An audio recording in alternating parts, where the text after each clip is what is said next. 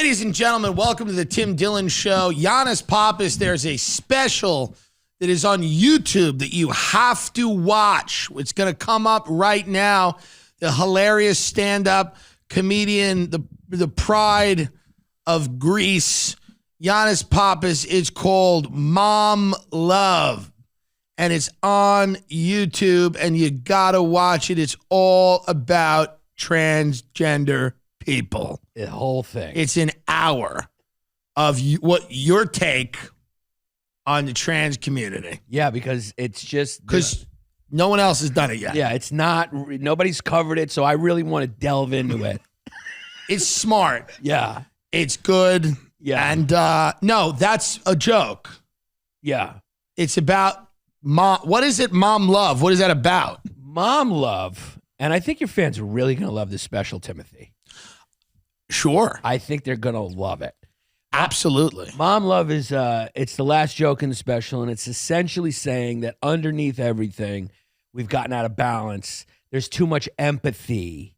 There's too much. You have mom love and dad love. Right. Mom loves you unconditionally. Right. Dad loves you the way... Barely. Barely. Right. Based on how you do, conditionally. Right. You do good, dad loves you a little more, the way the world will love you. And there's too much mom love. There's too much empathy. And like we've talked about before, Tim, empathy is infinite. There's no end to empathy. So dad love is conditioned. is conditional. Like when my dad got divorced and lived with his brother for 2 years and called me once every 2 months, that's conditional love. Conditionally. Right. Yeah. Okay. He loves you conditionally. You gotta, Yeah, he loves you a little bit more now that you're doing good. Yeah. When you were living with Justy Dodge, not so much. Yeah. No, when I was living on a couch in Hal's kitchen, he was, People said, "How's your son?" He goes, "Son." Yeah. He goes, "Wait, who?" I don't know if I have one. Yeah. Yeah. So that's interesting. So that's the whole special, and it's very funny. I've seen you do the hour live. You got to check it out. It's on YouTube.com. YouTube network. It's free. Yeah. And it's for your viewing pleasure. It costs a share. I'm trying to do that as an advertising byline because I'm working on my marketing. Right. It costs a share. Share it. Share it. Share it if you like it. Yes. Be socialist about it. I know some of your listeners like communism. We run a real spectrum here. Yeah. It's from the hard left to the hard right. Yeah. And so that's good. Those are the interesting people, though. Those are the fun people. Those are the fun people. You don't want to go with dinner with someone who's nuanced. No, you want somebody who's really gonna. Yeah, it's gonna bring it. Yeah. I mean, obviously, this will be, everybody in America for the next few months and since this shooting in Texas is going to talk about guns. Yeah. This is going to be, or maybe not. Or maybe that's over, but it's guns, food, and safety. Yeah, guns are they're out there, and I think personally that even some of the kids who were killed in Texas, if you brought them back, they would still be pro-gun. That's my position. Like if if the ghost of one of them came back, they would still be pro-gun because it's the right. Well, in Texas and Florida, all you have to know is all you got to do is ask the guy, like, were you scared a little bit for your life? And I was frightened that these kids were going to hurt me. Right. And then he stood his ground. He stood his personal ground. Yeah. Yeah.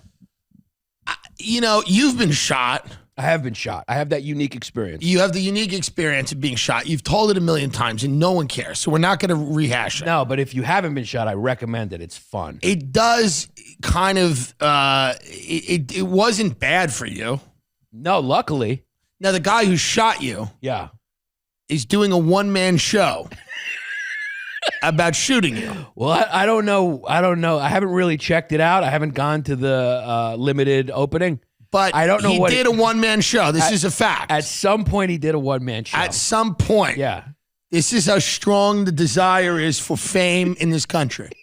At one point, the man who shot you outside of a nightclub got on a stage and did a one-man show about the decision to shoot you. Yeah, I don't know what it was about, but I know that it was in there somehow because that was part of the reason I think he got in trouble. Finally, someone said, okay, we got to take your gun away and we got to put you away. So he didn't even get caught before he did the one-man show?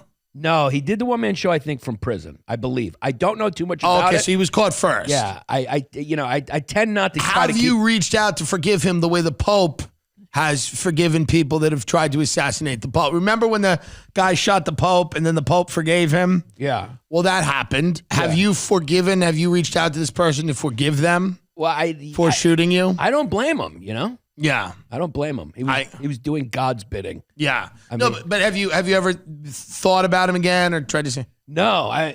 Are you angry at him? No, I'm not angry at him. So my whole thing is this. Besides the fact that if it wasn't for him, I wouldn't have had all those fucking panic attacks and I probably would have made it in this business a long time ago. No, I'm not mad at him. And he was Armenian. How the fuck can you do that to your Greek brother, you piece of shit? But you seem to have, how bad is it getting shot? This is my question. I mean, truly, and this is a real thing here. You seem okay, and it doesn't seem like it inhibits you in any other area of your life. So are we overreacting to gun violence, perhaps? I think it's just part of American culture, baby. I think it's part of life. Yeah, it's part of life. I think it's part of life. And I think, people should start saying that. I think politicians should start saying getting shot is part of life, as opposed to keep running away from it. And I go, why don't you just kind of brand it as a uniquely kind of American experience where people have the freedom to shoot you. You also have the freedom to maybe shoot them. You do, if you get a little scared. It's a violent country. It's a country where there's more of a chance that you might lose your life in places that typically people don't lose their life. Right. You know? It's a violent country. You could just be looking at tomatoes trying to pick out which ones are more ripe. Right. And the next thing you know, there's a war happening in aisle 4. Right. And you just have to be prepared.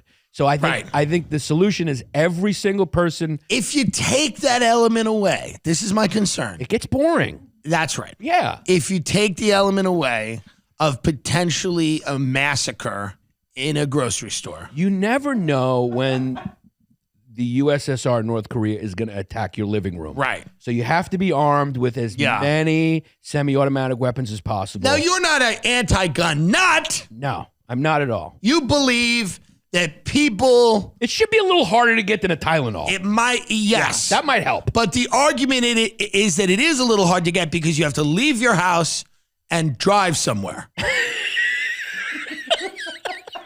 That is the argument. That's tough, It's not, you can't Postmate. Go to Postmates and try to get a gun. You can't. Yeah, you can't. You can't get a Postmates gun. Well, of all the issues that I checked all the counties in Florida. Good point. Yeah. Of all the issues we talk about on this show, I never get more hatred than when I suggest that guns should be harder to get. This is the thing. And I'm Second Amendment. I believe you should be able to own a gun, protect yourself, things like that. The minute I have said that guns should be a little harder to get, I get vicious hate. And I understand it to a degree because you have people going, let's get rid of cops. Let's get rid of any type of enforcement. And then let's just hope that you don't get killed. Well, that's part of the fear. And it's an understandable fear because when you look at what the left does, they start out with you can't say this, or you can't do that. And then they just keep going. We should do police reform. And then the next thing you know, they're like, let's get rid of cops as an idea. Yeah. And you're like, so that's what people are scared of. They're scared of that a little common sense gun control metastasizes into a complete confiscation of your weapons. And some of the rhetoric is naive when you see it going, guns are bad, get rid of guns. I mean, what's this obsession with guns? It's like these blanket statements that place some morality on the actual object. Right. When it's like, no, it's not the gun. Guns depends on the context whether a gun is good or bad, right? So is it your contention that it's not guns that kill people? It's lack of body armor that does. It's, you know what it is? Now, let me be honest about this particular shooting. Mm-hmm. The cops did not go into this school for a long time. Guy was armed. Yes, but, isn't your job as a police officer to confront that which is happening in the moment? Depends on whether it's a rival school from where your kid plays football. That's a great point. Yeah. I never thought about that. Depends on which. Because it is so big there in Texas. It's huge. I never thought about what football team they're going to play I for. never thought about that. I didn't even think about that. Is it possible these guys are going, you know what, maybe a few quarterbacks are getting it in there and our numbers are going up? Exactly. My question is, because a lot of people are saying, Uvalde school shooter was in school for up to an hour before law enforcement broke into a room where he was barricaded and killed him. That seems like a lot of time, Giannis. Well, it's a lot of time, but, it seems too much. The cops probably had to ask a lot of permission from certain organizations. Right. Like, do we have a couple social workers here to talk to him first? Right. Find out why he Let's did what he talk did. him down. What happened? What kind of institutions have failed him? Yes. What kind of systems? Well, the guy who killed the 10 people in Buffalo in the grocery store, the cops, then he went to go kill himself. The cops were like, no, don't. Yeah. Let him do it. Yeah, I don't know. I mean, yeah. What are you going to do? Yeah. They're like, no, don't worry about it. You made one mistake. Yeah, we want to find out why you did it. You got your whole life ahead of you. Yeah. Come here, give me a hug. You're a good boy. Yeah. So to me, it feels like, quote here, it's going to be within like 40 minutes or something, within an hour. Texas Department of Public Safety Director Steve McGraw told CNN's Ed Lavandera at a news conference the 18-year-old shooter Salvador Ramos was in a standoff with law enforcement officers for about a half hour after firing on students and teachers. Rep. Tony Gonzalez. I mean, here's the argument that pro-gun people make, and this is an interesting argument. Guns are not new. School shootings are new. There is something mentally going on where we have a huge mental health crisis. This doesn't mean you should be able to get a gun at 7-Eleven. What I am saying is there is something going on in the culture. I don't know what it is. I have a few ideas. It's a coarsening potentially of the culture in the sense that we are creating perhaps more violent sociopaths now than we were then. Yeah. You got to get this kid into acting classes early. That's true. Because he posted a photo with eyeliner. Yeah. And he was kind of, had some issues. He got bullied a lot. You just got to take that sociopathy and that you got to put it in a place where he can use it and it benefits him. That's a great point. Acting, entertainment, politics. Yes. Should we be identifying sociopaths at a younger age and putting them on a path to be our leaders as opposed to killing children in a school? They can kill children in other countries on our behalf. Absolutely. It's not a bad idea. We need some youth outreach programs that identify these sociopathic traits early and then put them on the right track. Get them into a couple of improv classes. Or how about this? It's like, hey, you don't feel good. There's a place for you. There's a place for you. There's a place for you without empathy. There's 100% a thing you can do. I don't know much about this guy. And his name is Salvador Ramos. He was 18 years old. Supposedly he was bullied. He wrote 3 disturbing messages on Facebook just minutes before the massacre, warning of the carnage to come. Quote, I'm going to shoot my grandmother, Salvador Ramos wrote about 30 minutes before his rampage on Facebook. How many people liked that? That sounds like something I would have written. Nobody knows he's serious, and no one knows you're serious. If I saw I'm going to shoot my grandmother, I'd like that. It's hilarious. But not now, it's not. They just, the bots and whatever. Writing minutes later, listen to this. Ramos made good on his vow, writing minutes later that he'd, quote, shot his grandmother. His last message foretold of his final act of unspeakable violence. I'm going to shoot in elementary school, he wrote about 15 minutes before he arrived on campus. I hate dealing with this issue in a funny way. It is a comedy show because it is an unspeakable tragedy. People's kids were killed. It is the most evil act I can imagine. It is the I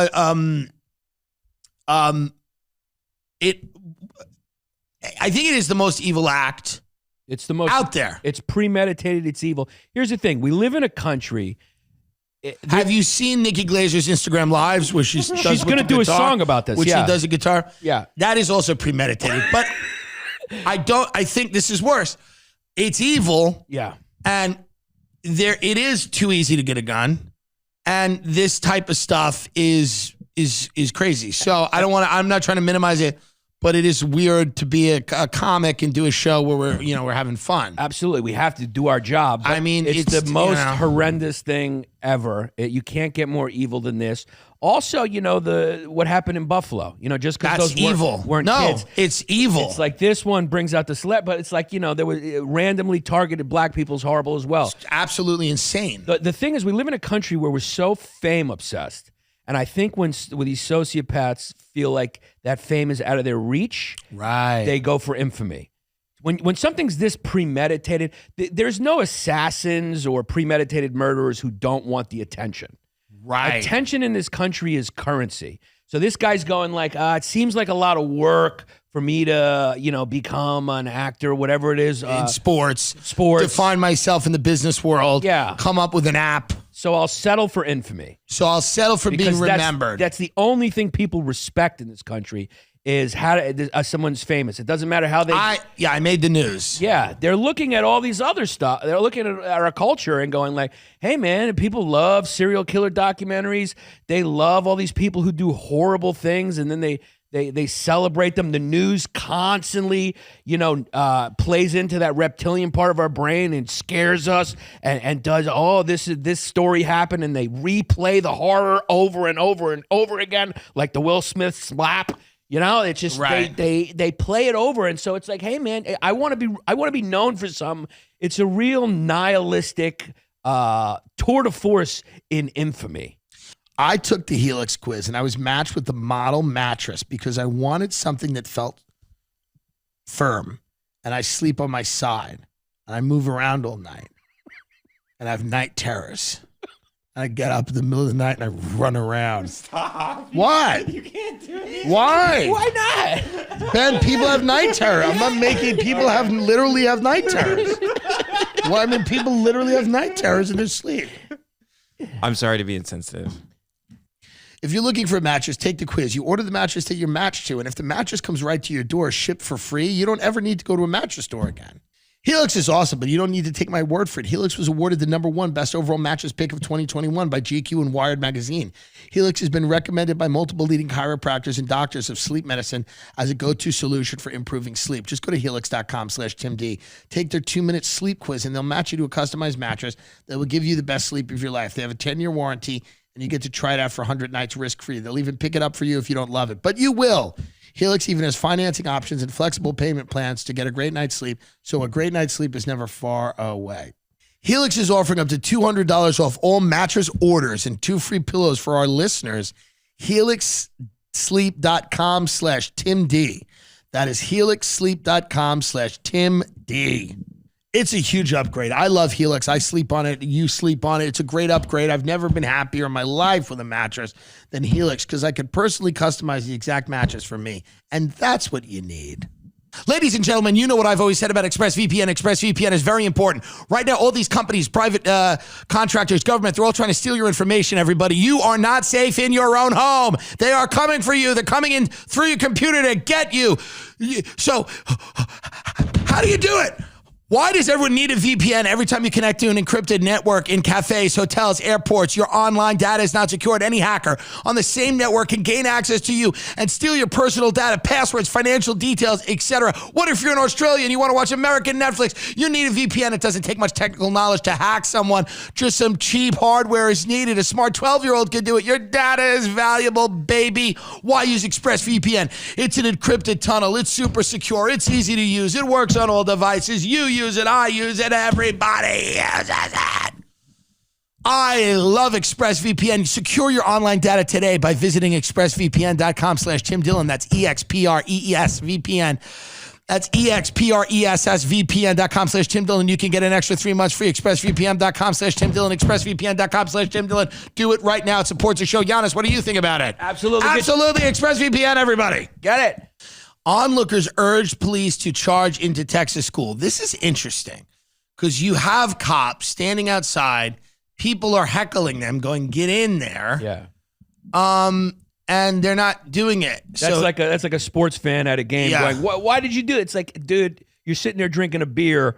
Yeah, but I don't know why they're not going in there for an hour. That's crazy, honest. That is crazy. That's crazy. It is crazy. That's crazy. Quote, go in there. Nearby women shouted at the officers soon after the attack began, said Juan. Here's the deal. If the cops are going to run around and go, we have the most dangerous job in the world, which is statistically not true, not even in the top 10. It is a dangerous job, but it's not the most dangerous job in the world per capita statistically. It's very dangerous in certain areas for sure. If that is going to be the party line, you got to go into the school while this guy is shooting, but you can't stand outside for an hour. That seems to be crazy. And I know there'll be 19 cops that'll message me and go, no, you don't understand anything. It's actually, you have to wait. You have to understand it's protocol. There's things that need to be done. But it's not protocol if it's a black kid walking down the street, but it's protocol if it's in a... So my whole thing is the women are shouting at the cops, go in there. They're shouting, upset that police officers were not moving in. A few of the other bystanders were like, let's charge into the school. He goes, let's just rush in because the cops aren't doing anything like they're supposed to. More could have been done. They were unprepared. Minutes earlier, Carranza, this is a guy, had watched Salvador Ramos crashed his truck into a ditch outside the school, grabbed his AR-15 semi-automatic rifle, and shot two people outside a nearby funeral home who ran away uninjured. Shot at two people. Officials say he encountered a school district security officer outside the school, though there were conflicting reports from authorities on whether the man exchanged gunfire. After running inside, he fired on two arriving Uvalde police officers who were outside the building, said Texas Department of Public Safety spokesperson Travis Considine. The police officers were injured. After entering the school, Ramos charged into one classroom and began to kill. He barricaded himself by locking the door and just started shooting children and teachers that were inside the classroom. Absolutely insane. We got to take this conversation from the media and activists. Yeah. And it really has to, people need to sit down and find some solutions. Right. That aren't without shouting these utopian slogans at each other. Going like, guns are evil, we should have no guns, or the other side going, don't take them. We got to stop that. Right. And there's no perfect solution. There's mitigation. Can we please get mitigation? Can we fucking mitigate? Can we make it a little less? Mitigation, baby. Yeah. Mitigation, baby. What a beautiful word, mitigation, because you do need to find the happy medium. You got to mitigate. You have to find the common ground. Yeah. You have to find the place where everybody is okay. Yes. And happy. The most, the best for the most. You got to find the thing that works for everybody. You got to find something that's a little less convenient for the Mexican cartels. Right. Who get supplied with all their weapons from us. They do buy our guns. That's where they get all their weapons. But that's an honor. Yeah. It's quid pro quo. There's something nice about... Salvador Ramos was angry that he did not graduate. Texas neighbor said, how dumb do you have to be to not graduate a Texas high school? I mean, you can't graduate a Texas high school? Yeah. Classmates of the 18-year-old who murdered at least 19 children and 2 teachers are due to attend the graduation ceremony on Friday, May 27th. Ramos' fury over his lack of academic success sparked a fight with his grandmother shortly before he shot her. I kind of get that. And drove to Robb Elementary School to embark on the killing spree. So this guy's, he's a troubled guy. He's unhappy. I would say sociopathic. He's not smart. Psychopathic or He's sociopathic. psychopathic. He's not smart. The grandma goes, you're an idiot. He gets upset. Now, he goes and buys the AR-15, Ben. On his 18th birthday, he bought 2 of those. And he goes, 2. Just in case North Korea invades our home. Yeah. He gets 2 AR-15s on the 18th birthday. He probably said to the cash register, he's probably said, I'm going to need another one so I can reload when I'm shooting up the school. And they probably went like, that's your freedom. That's your business. That's your business. I'm not. That's freedom of expression. I don't need to know all of that, honey. You are free to be free in our country. I don't need to know all of that. It's not my business. When you walk out here with these 2 AR-15s, you do whatever you damn well please. I mean, it doesn't. Whether you're, is it one of those schools where they got the transgender people reading in the library? Well, then you need these to defend yourself against trans people. You might need 3 guns. Maybe 3. I'm not going to ask. Maybe you're using them for a science project. I don't need to know. It doesn't matter. At least one additional kid died directly because the cops were incompetent. Somebody said when the cops come, the cop said The cop said, yell if you need help. And one of the persons in my class said, help. The shooter overheard and he came in and shot her. Oh my God. Yell if you need help. Somebody yelled help. And then the guy goes in and shoots her. I mean, I got to be honest with you, and I'm not trying to neg the cops here, but this is not this isn't a crack squad of geniuses out there. Can we just say that? Like in a school where it's being shut up, they go, just start yelling. Yeah. Yell help. That'll be good.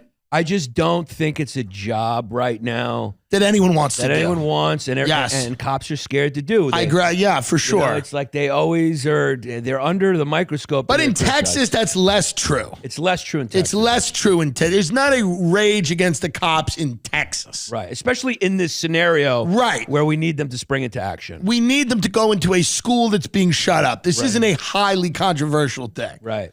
So that is tragic. And unfortunate, but there is somewhere to get to where maybe guns are harder to get, where an 18-year-old can't purchase 2 AR-15s without a waiting period or a background check or something like that. Well, and you need to make it the problem is, and you know, the states' rights, you know, the smaller government people. Right. They hate the federal government, but it has to be uniform if we're going to have a country. You can't have it so you go into Indiana and you can buy a resold gun at a gun show and all these loopholes, and then you know, go sell them in Chicago. You can't go from another state and get an easy one and then travel to it. You got to make it all the same. Right. You got to make it all the same because we don't have closed borders yet between our contiguous states. Yeah. So it's like it's got to be the same everywhere, which small government people, states' rights people hate. So it'll always be a problem. It'll never be solved. It's just going to be part of our great American tradition. Football, cheese fries, buffalo wings, and murder of children. Yeah, so the NRA is going to gather in Houston days after the Texas school massacre, and there's going to be some protests. People are going to be upset about this, and the NRA... Yeah, 55,000 people are showing up. Yeah, it's a big convention in Houston for the NRA convention. What are the themes this year? They'll probably all be carrying. It's going to be, I tell you right now, it's a tough one. It's a tough one as a convention goes. It's a tough one. You know they're going to get out, they're going to address it. They're going to go, people want a limit. They're going to be like, he's a good guy with a gun. Oh, well, that didn't work in Buffalo. Yeah. Because the guy had body armor. We need more body armor. Right. Is it wrong to say kids should go to school in body armor? Is it wrong to think that fashion designers need to up their game and start incorporating defense into their style? Tommy Hilfiger, body armor. That's right. Hey, Tory Burch, wake up. Wake up. We need military gear for most people. Body armor, bulletproof clothing. Body armor. If you put kids in little bulletproof vests... then everything's fixed. Is it not cute? It's very cute. If you put kids in Kevlar, is there a problem with that? I'm seriously asking. If we're not going to ban the gun, like how nuts will it get? That's a solution. Look, a solution. A lot of times the fashion is very environment specific. You go to Miami, it's like light colors. You live in America, it should be body armor and bulletproof. This is interesting. So this is read this tweet, Ben, for us. So this was the gunman bought the weapons used in the attack shortly after his 18th birthday, and the gun store he posted receipts from tweeted this that day. This was their ad. Train up a child in the way he should go, and when he is old, he will not depart from it. And you see a child with an AR-15. This is from Daniel Defense, and they've locked their account, and they're a small weapons manufacturer out of Georgia. The military-industrial complex in our country. I mean, it's a baby. It's not a problem. It's a baby who doesn't know anything. Yeah. with a gun, with a toy in Texas. Yeah, an AR-15. Yeah, train up a child in the way he should go, and when he's old, he will not depart from it. Now, notice he's not reading a book. He's not playing sports. Notice he's not even worshiping it at a church. He is sitting on the floor. What is that, Ben? Is that an AR-15? It looks like some sort of AR-15. He's sitting on the floor with like an assault rifle. Yeah. It's a gun that works really well. Yeah. Whatever it is, AR-15 or not. Yeah. Whatever it does. It does it efficiently. Whatever it is, it's efficient. It's interesting that they tweeted that on the day an 18-year-old murdered a bunch of kids. Yeah. At the very least, it's a marketing snafu. At the very least. Yeah. Yeah. Well, they won't. A lot the people who defend this yeah. won't say it is. Right. It'll all be blamed on mental health. Right. Mental health. And that's not, and it's not wrong, but also those people are not saying let's give people health care. Listen. That's never their second point. No. They never go, we got a mental health crisis, we should have health care. Right. That's never point number two. Right. And also, it's like, I used to work in that field. It's like you don't walk into a psych ward and get shot. You know? Right. I mean, there's got to be a gun in their hands. My mother is mentally ill. She's very mentally ill. And she's never killed anyone. Right. So I do think that it kind of, it's a weird way. It shits on mentally ill people. Right. To say that they're all violent murderers. Right. I don't believe, I don't think anyone who kills someone's mentally well. I think that, but in the group of mentally ill people, there's a small percentage of them that are violent. And, people have been getting more and more violent. It's almost like this 50-year diet of poison food, drugs, booze, high stress, paranoid media has finally gotten into people's heads. Yeah. And that seems to be maybe an issue. I mean, it's like we've spent 50 years poisoning the population, getting them hooked on drugs so that they can perform their tasks at work, stressing them to the point of nervous breakdowns. And apparently they're not able to really raise their children in a way that prevents them from mass murder. Yeah, this is a multifaceted issue. There's a lot of things going on. A lot of things going on. And even in this very reasonable podcast we're doing, the rage will not stop. No. The rage in the comments will not. The first comment will be, I couldn't get through it. Yeah. I did. Why don't they understand there are background checks? I had to wait 5 minutes to get that gun. Yeah. The second comment will be like, the gun stuff wasn't so bad, but Tim, no gas. Right. No gas. Get him out of there. Get him out of and there. folks, by the way, we're not doing a lot this summer. We're not doing a lot this summer Tim, because I'm not that upset about the gun thing, but no gas. Here's the reality. I don't even like them. Devin and Ida come and sit here, who I love, and they don't really speak. Right. And that works. And, we like, and there's a few people we like, but it's not a guest show. Right. It's never going to be a guest show. Right. And we're never going to make it a guest show. I love how you got this chair, though, for Ray Kumpf. It's a Ray Kumpf chair. It's a Ray Kumpf. This is they like Ray, and I like Ray. This is a tight squeeze here's for the Ray. thing. Podcasts are kind of ending, and this is the reality. People have had enough. They've had enough of the same 20 people talking about the same things. And that's why we've never gotten into the guest model. Right. Nobody has anything to say that matters, and I don't care if they do. And that's why we've never embraced the model of guests. And that's why we're getting into the bullet defense fashion line business. We're going to start arming children with Kevlar vests. Cute Kevlar. Have you ever thought about doing merch like Tim Dillon Show on body armor? Oh, but it's too expensive to produce. And it's too expensive for people to buy. Yeah. Do you ever get sad? Can you talk into the fucking microphone? You. Do you ever get sad? I'm always sad. Do you ever feel that things are not good? Yeah, when I read the news. It's a BetterHelp is a customized online therapy that offers video, phone, and even live chat sessions with your therapist. So you don't have to see anyone on camera if you don't want to. BetterHelp. Life can be overwhelming, and many people are burned out without even knowing it. Symptoms can include lack of motivation, feeling helpless or trapped, detachment, fatigue, and more. We associate burnout with work, but that's not the only cause. Any of our roles in life can lead us to feel burned out. And BetterHelp Online Therapy wants to remind you to prioritize yourself. It's about you. And people forget that. They try to help other people, but it's about you. Because when you're better, you can help others. BetterHelp Online Therapy. The Tim Dillon Show listeners getting 10% off their first month at BetterHelp.com/TimD. That's BetterHelp.com/TimD. Have you used BetterHelp? I have. Yeah, I love it. And what do you love about it? I love that it's always there for me when I need it. What does that even mean, Ben? Well, it means that.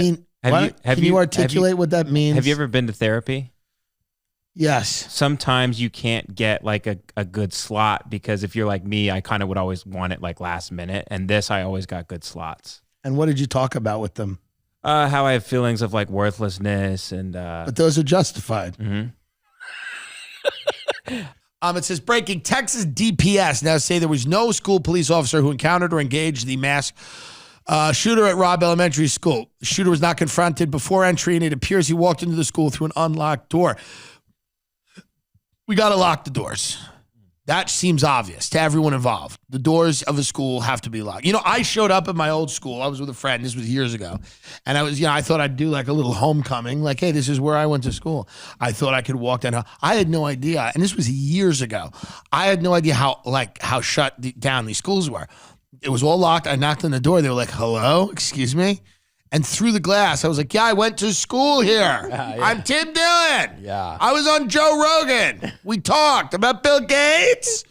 And they looked at me like, the guy looked at me like I was crazy showing up at a school.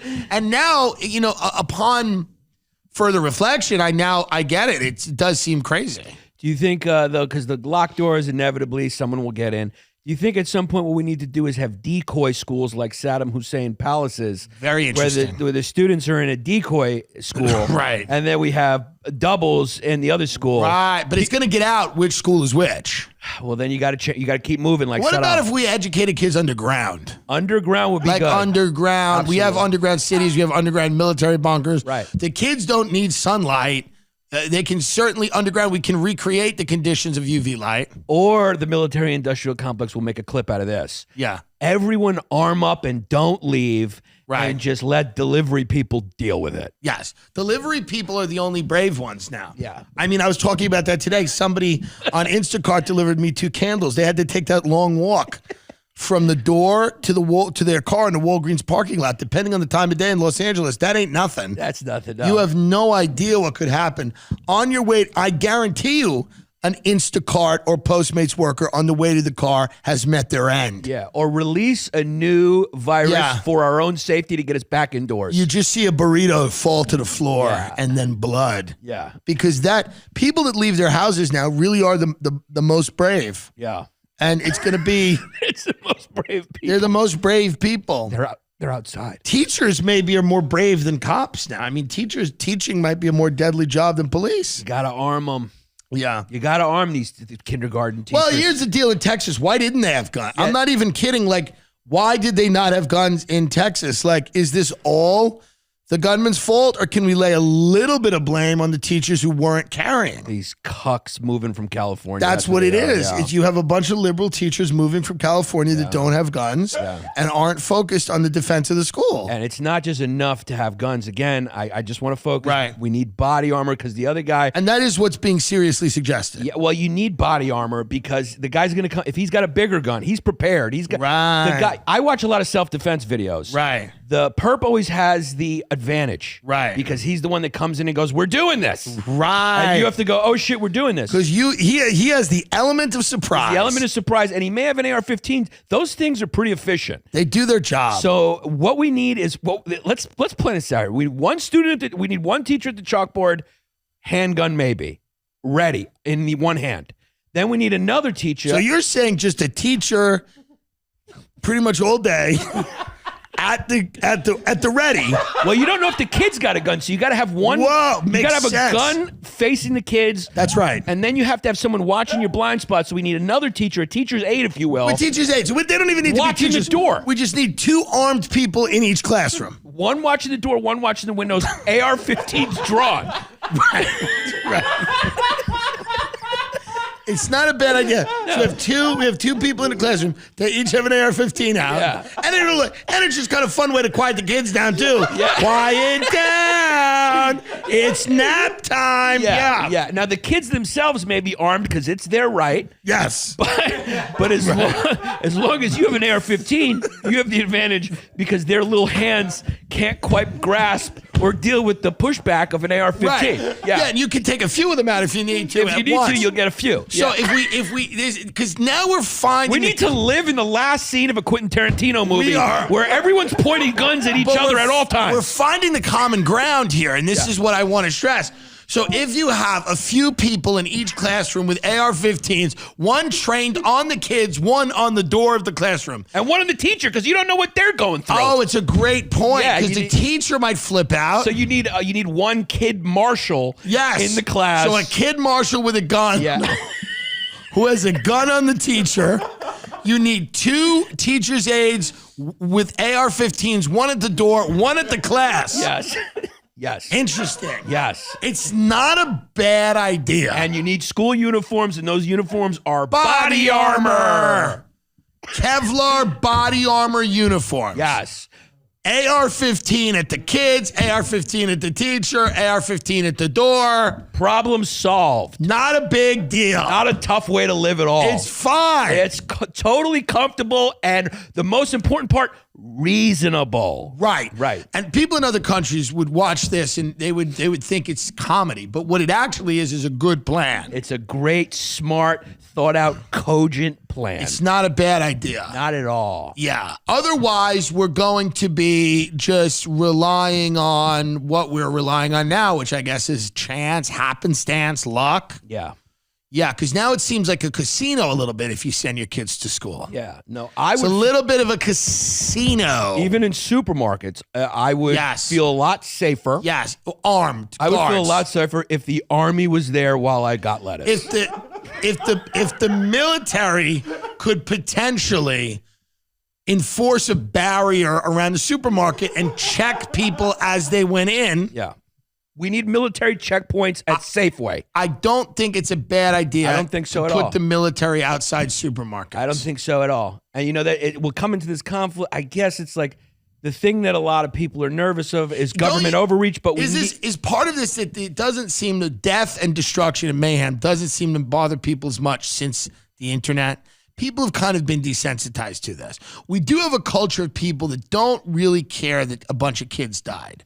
We do have a culture of people that don't really care about death. We have made a generation of sociopaths.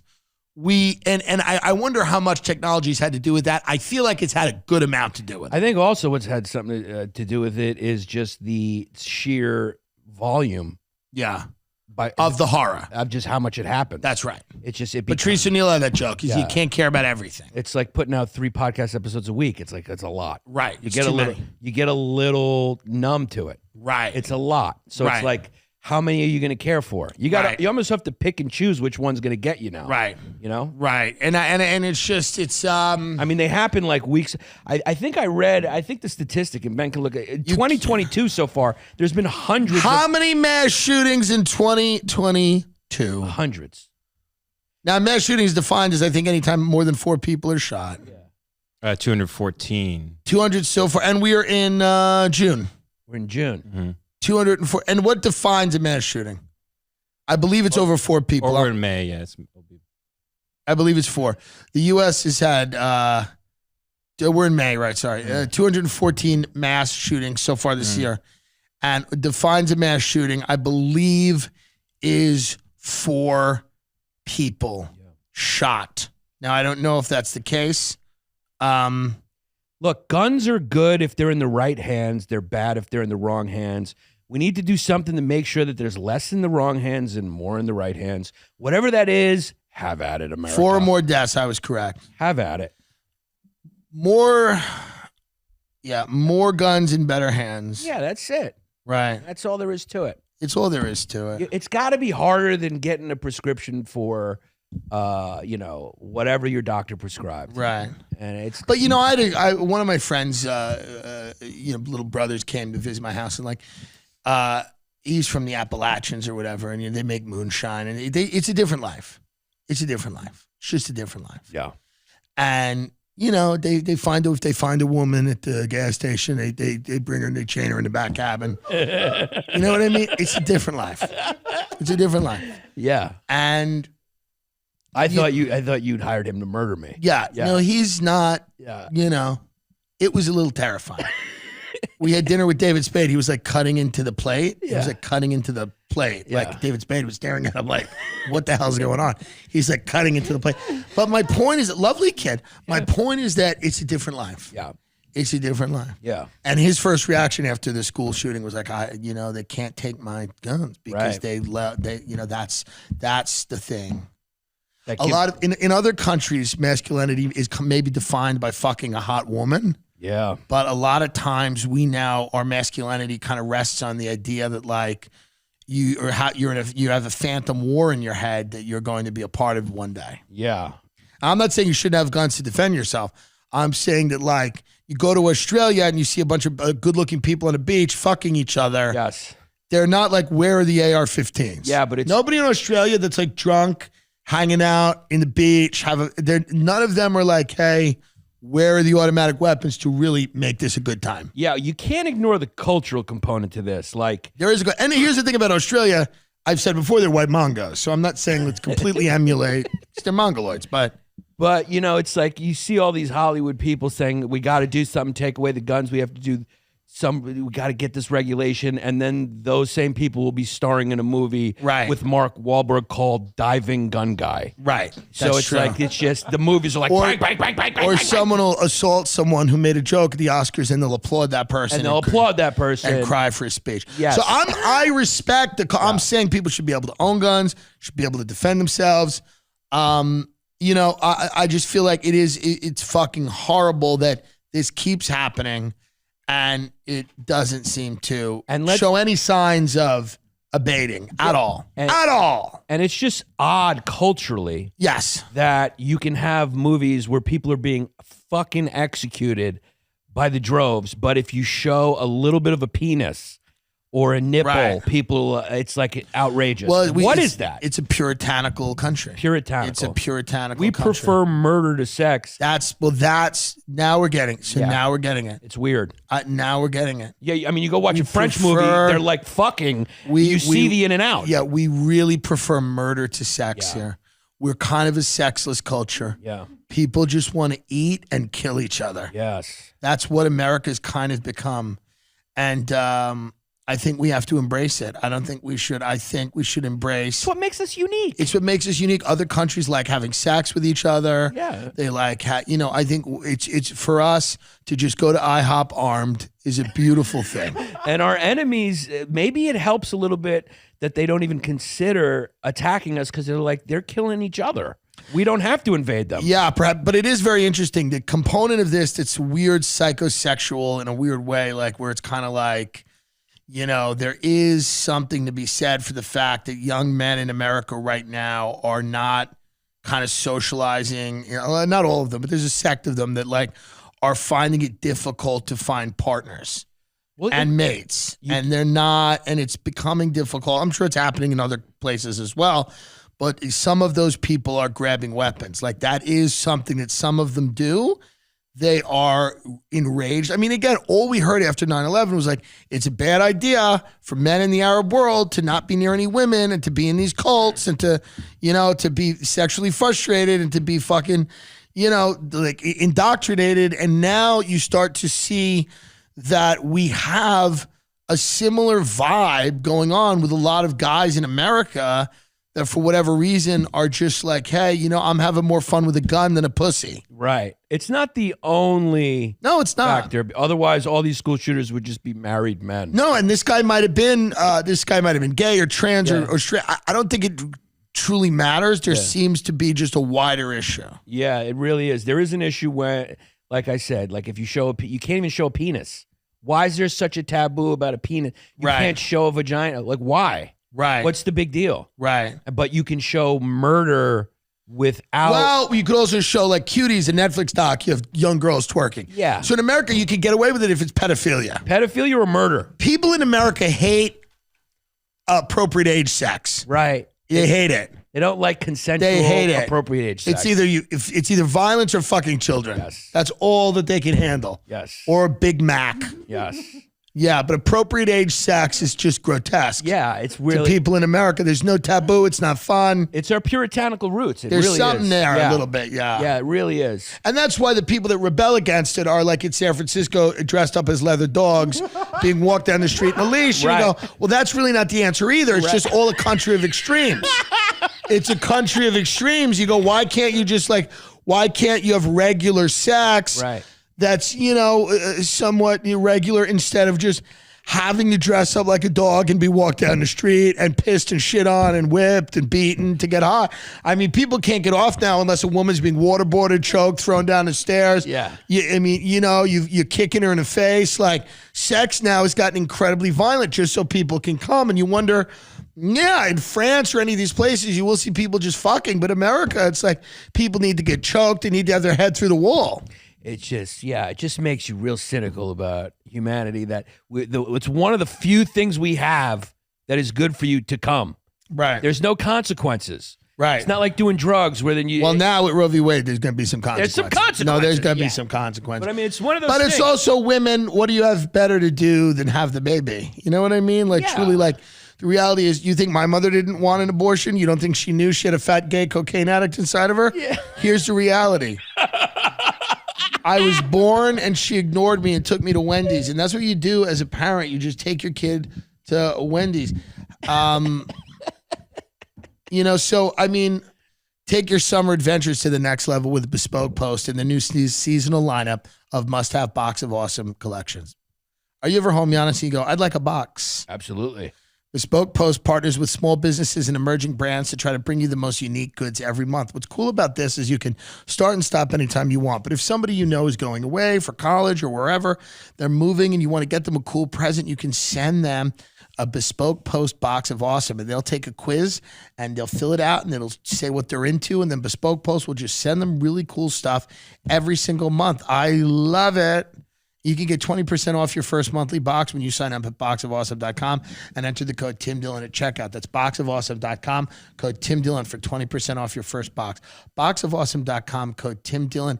I mean, what do you like about Box of Awesome, Ben? Well, there's a lot of boxes I really like. Oh my God, will you tell us about some of them, you fucking bitch? Of course. Well, that was very rude, but bitch is a term of endearment and empowerment. Yeah, I guess you're right. I'm exactly right. Ooh, that's nice. A knife and a bottle of liquor. Yeah. Ooh. They put bullets in there yet? Yeah. I like the pancake box. That's what they sent me, a griddle, so I can make pancakes on the go. Dude, I got this knife. If I'm on a gas station and I need a quick stack. What did you get, a knife? I got the knife for, I think it's for fishing. I'm not really sure, but it's awesome. Sure it is. All the time in LA. Yeah. I love Box of Awesome because there's all kinds of different things in the box and they come from small companies and they need the help. And we have used these. We've sent these to your relatives. We've sent these to your friends. Nobody does more for their family than me. Boxofawesome.com. Enter the code Tim Dillon at checkout. That's boxofawesome.com. Code Tim Dillon for 20% off your first box. Boxofawesome.com. Code Tim Dillon. You know those days when your coffee shop is out of cold brew and your air conditioner breaks and you try to go to the beach and there's 0 parking spots. Life can be hard. Good thing MeUndies is here to help you take a break from the hardships of the world and give yourself a soft summer. When you're cocooned in the softest and most breathable undies, loungewear, and swimwear known to all humanity, all your problems will simply melt away. For example, how are you planning on relaxing to the max while staying cold this summer? MeUndies are great because they're cool. They use micromodal fabric. You can stay comfy and cool all summer long. They have super fun seasonal prints and tons of styles to choose from in sizes X through 4XL. So you can go to the beach, bring the beach to your butt without ever leaving your living room. Do you like MeUndies? I wear them. Do you like MeUndies? I wear them too. They're actually super comfortable. Yeah, they are. They're soft, stretchy, and sustainable. Make it a soft summer with MeUndies. MeUndies has a great offer for my listeners. Very comfortable. For any first-time purchase, you can get 15% off. If you sign up for their free-to-join membership, you can apply that 15% off to their already discounted membership prices. It's not great for a jingle. It's a little wordy. Mm. To get 15% off your first order and a 100% satisfaction guarantee, go to MeUndies.com/Tim. That's MeUndies.com/TIM. We're going to wrap it up in a little bit here, but I think we've kind of solved it. I think we solved it, dude. Body armor fashion lines, we got to arm up. Yeah. We got to have these schools completely armed, everyone armed, all the time, including the kids, watching each other, taking all these factors into account. Yeah. And then you need surveillance systems, too. You need surveillance at all times. Yeah. At all times. Yeah. And, and that'll keep everyone free. Well, at least it'll give pedophiles some jobs where they're doing some good. Why they not can watch the kids? Here's a crazy idea. Yeah. Pedophiles outside the schools with guns. The pedophiles care about the kids. Nobody loves them more. The pedophiles care about the kids. They can protect the schools with guns. Nobody is going to care for the well-being. What about of an kids army more. of pedophiles around the school with guns? I love it. Solved. Give pedophiles guns. Yeah. Let them arm the schools. Yeah, and maybe we go back to castles where Yeah, there's like a a moat. moat around. It's not a bad idea Yeah. to just have put schools in places geographically that are harder to get to. So all the kids are in school. You bring the drawbridge up. Right. Lava all around. I think the honest answer is also like, why have schools when you could just send kids to workhouses and work? That's probably why this is happening. There was no shootings when there were workhouses in London. Let's get these kids back to work cleaning chimneys at 4. It's a good idea. Yeah. I mean, again, folks, this is it's an issue, but it's not that big of a deal. It's not as It's big. not a big deal. It's not as big of a deal as a lot of other things. Yes, there's a lot of other problems that are a bigger deal. What did Ricky Gervais say? There's all kinds of What did problems. Ricky there. Gervais say is Yeah. a big problem. I don't think it's now. a big. Listen, people are gonna die, Yeah. and some of them are gonna be young. Yeah. What are you gonna do? There's nothing you can Are do. you gonna ban child death? It's really not as big of a deal as Are you gonna ban child death? You can't ban child death. Yeah. And, it's like we're all really more concerned about what's going to happen in this verdict with Johnny Depp and Amber Heard. Oh God. So, yeah. I mean, what's a bigger deal?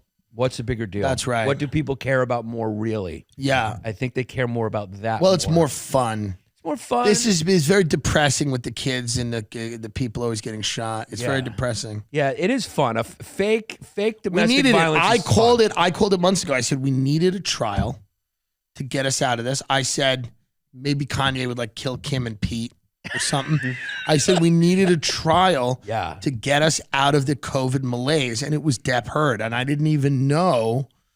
Amber Heard breaks down on stand. I'm getting thousands of death threats, and you should get more. But I said we needed a trial. I was correct. We absolutely need a trial. We need trials on every channel. We need prank shows on every channel. Yeah. And we need people inside. Please don't leave your house ever at all. Just watch this new form of entertainment. It's great because it's like soccer. There's very few commercial breaks. It goes for 20 hours. Yeah, this is the longest trial. It's great. I mean, this shooting will be out of the news in an hour. Yes. This won't even be relevant when it's released on Saturday in 2 days. No. This episode won't be. There'll be another shooting by then. Yeah. But this Depp Heard thing has gone on for as long as I can remember. I think it's 6 weeks. I feel like I've grown up with these people. Yeah. I care more about them than I do my own family. Yeah. And it's not even close. Yes. I care more about Amber Heard and Johnny Depp than these kids that got shot because I've been with them longer. It's just on more. It's great. Yeah, and I mean, it's just what it is. And it's the only thing left really that hasn't been done. Right. Is trials with celebrities that are real. That are drug addicts that beat each other up. Yeah, for your entertainment. And you know what's fun about it? They're rich, so there's butlers and maids and nannies and assistants and weird types of things. And there's Coachella and the hills in Australia, and we're in Italy or whatever they're doing. And it's fun to hear about somebody getting beaten in a nice area.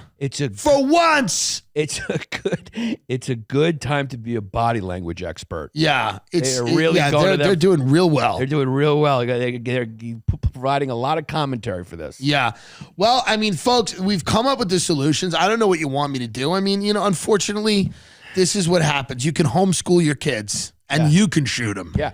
Don't go out, but it's not just school, so don't go outside. Well, you don't need to. Yeah, you don't need with to. Instacart and Postmates. Yeah. You don't really need. No, truly now, you don't need to go outside. You don't need to be outside. You don't need to. If you go to a national park, you get abducted. If you go to the grocery store, you may get shot in the face. You don't need to go outside. You have streaming services. You have people that are willing to brave the elements to bring you nachos, and they're going to get killed. Yeah. So at the end of the day, there's no real reason you need to leave your house. It's not a big deal. Everything should be like going to the airport. There should be checkpoints and metal detectors. And nobody should have their shoes on ever. There's one safe place in America. There's one safe place in America, and it's Austin, Texas. Paradise. So if you want to live in a place, where was this shooting? How far away from Austin? So it's 30 minutes or 90 miles west of San Antonio. So that's about 3 hours, I guess. Okay. Yeah. Yeah. But now Google Austin shooting. I bet nothing comes up. Let's see. No. Austin, I bet Texas. nothing comes up. Shoot. Austin's just weird. Hit news here. It's all going to be what happened here. Man shot dead by officers after he allegedly pointed a gun at people from his truck. That was 17 hours ago. Man dead after opening fire on officers from pickup truck in Southeast Austin. This is the same thing. Yeah. Teen arrested after shooting death in South Austin parking lot outside LA Fitness. That was 3 days ago. Half of deadliest U.S. shootings were in Texas. Oh. It's weird. It's weird. Not great. You know, it's weird when you go It's not a great. It's not great. It's weird when you go to like the very like liberal, I guess, as far as Right. gun laws go. Like you can have a gun. You go to those places, but they have signs at all the places where you go that say, "Don't bring your gun in here." Right. You're like, wait a second, I thought I was in North Carolina. What do you mean I can't bring my gun to the opera? Right.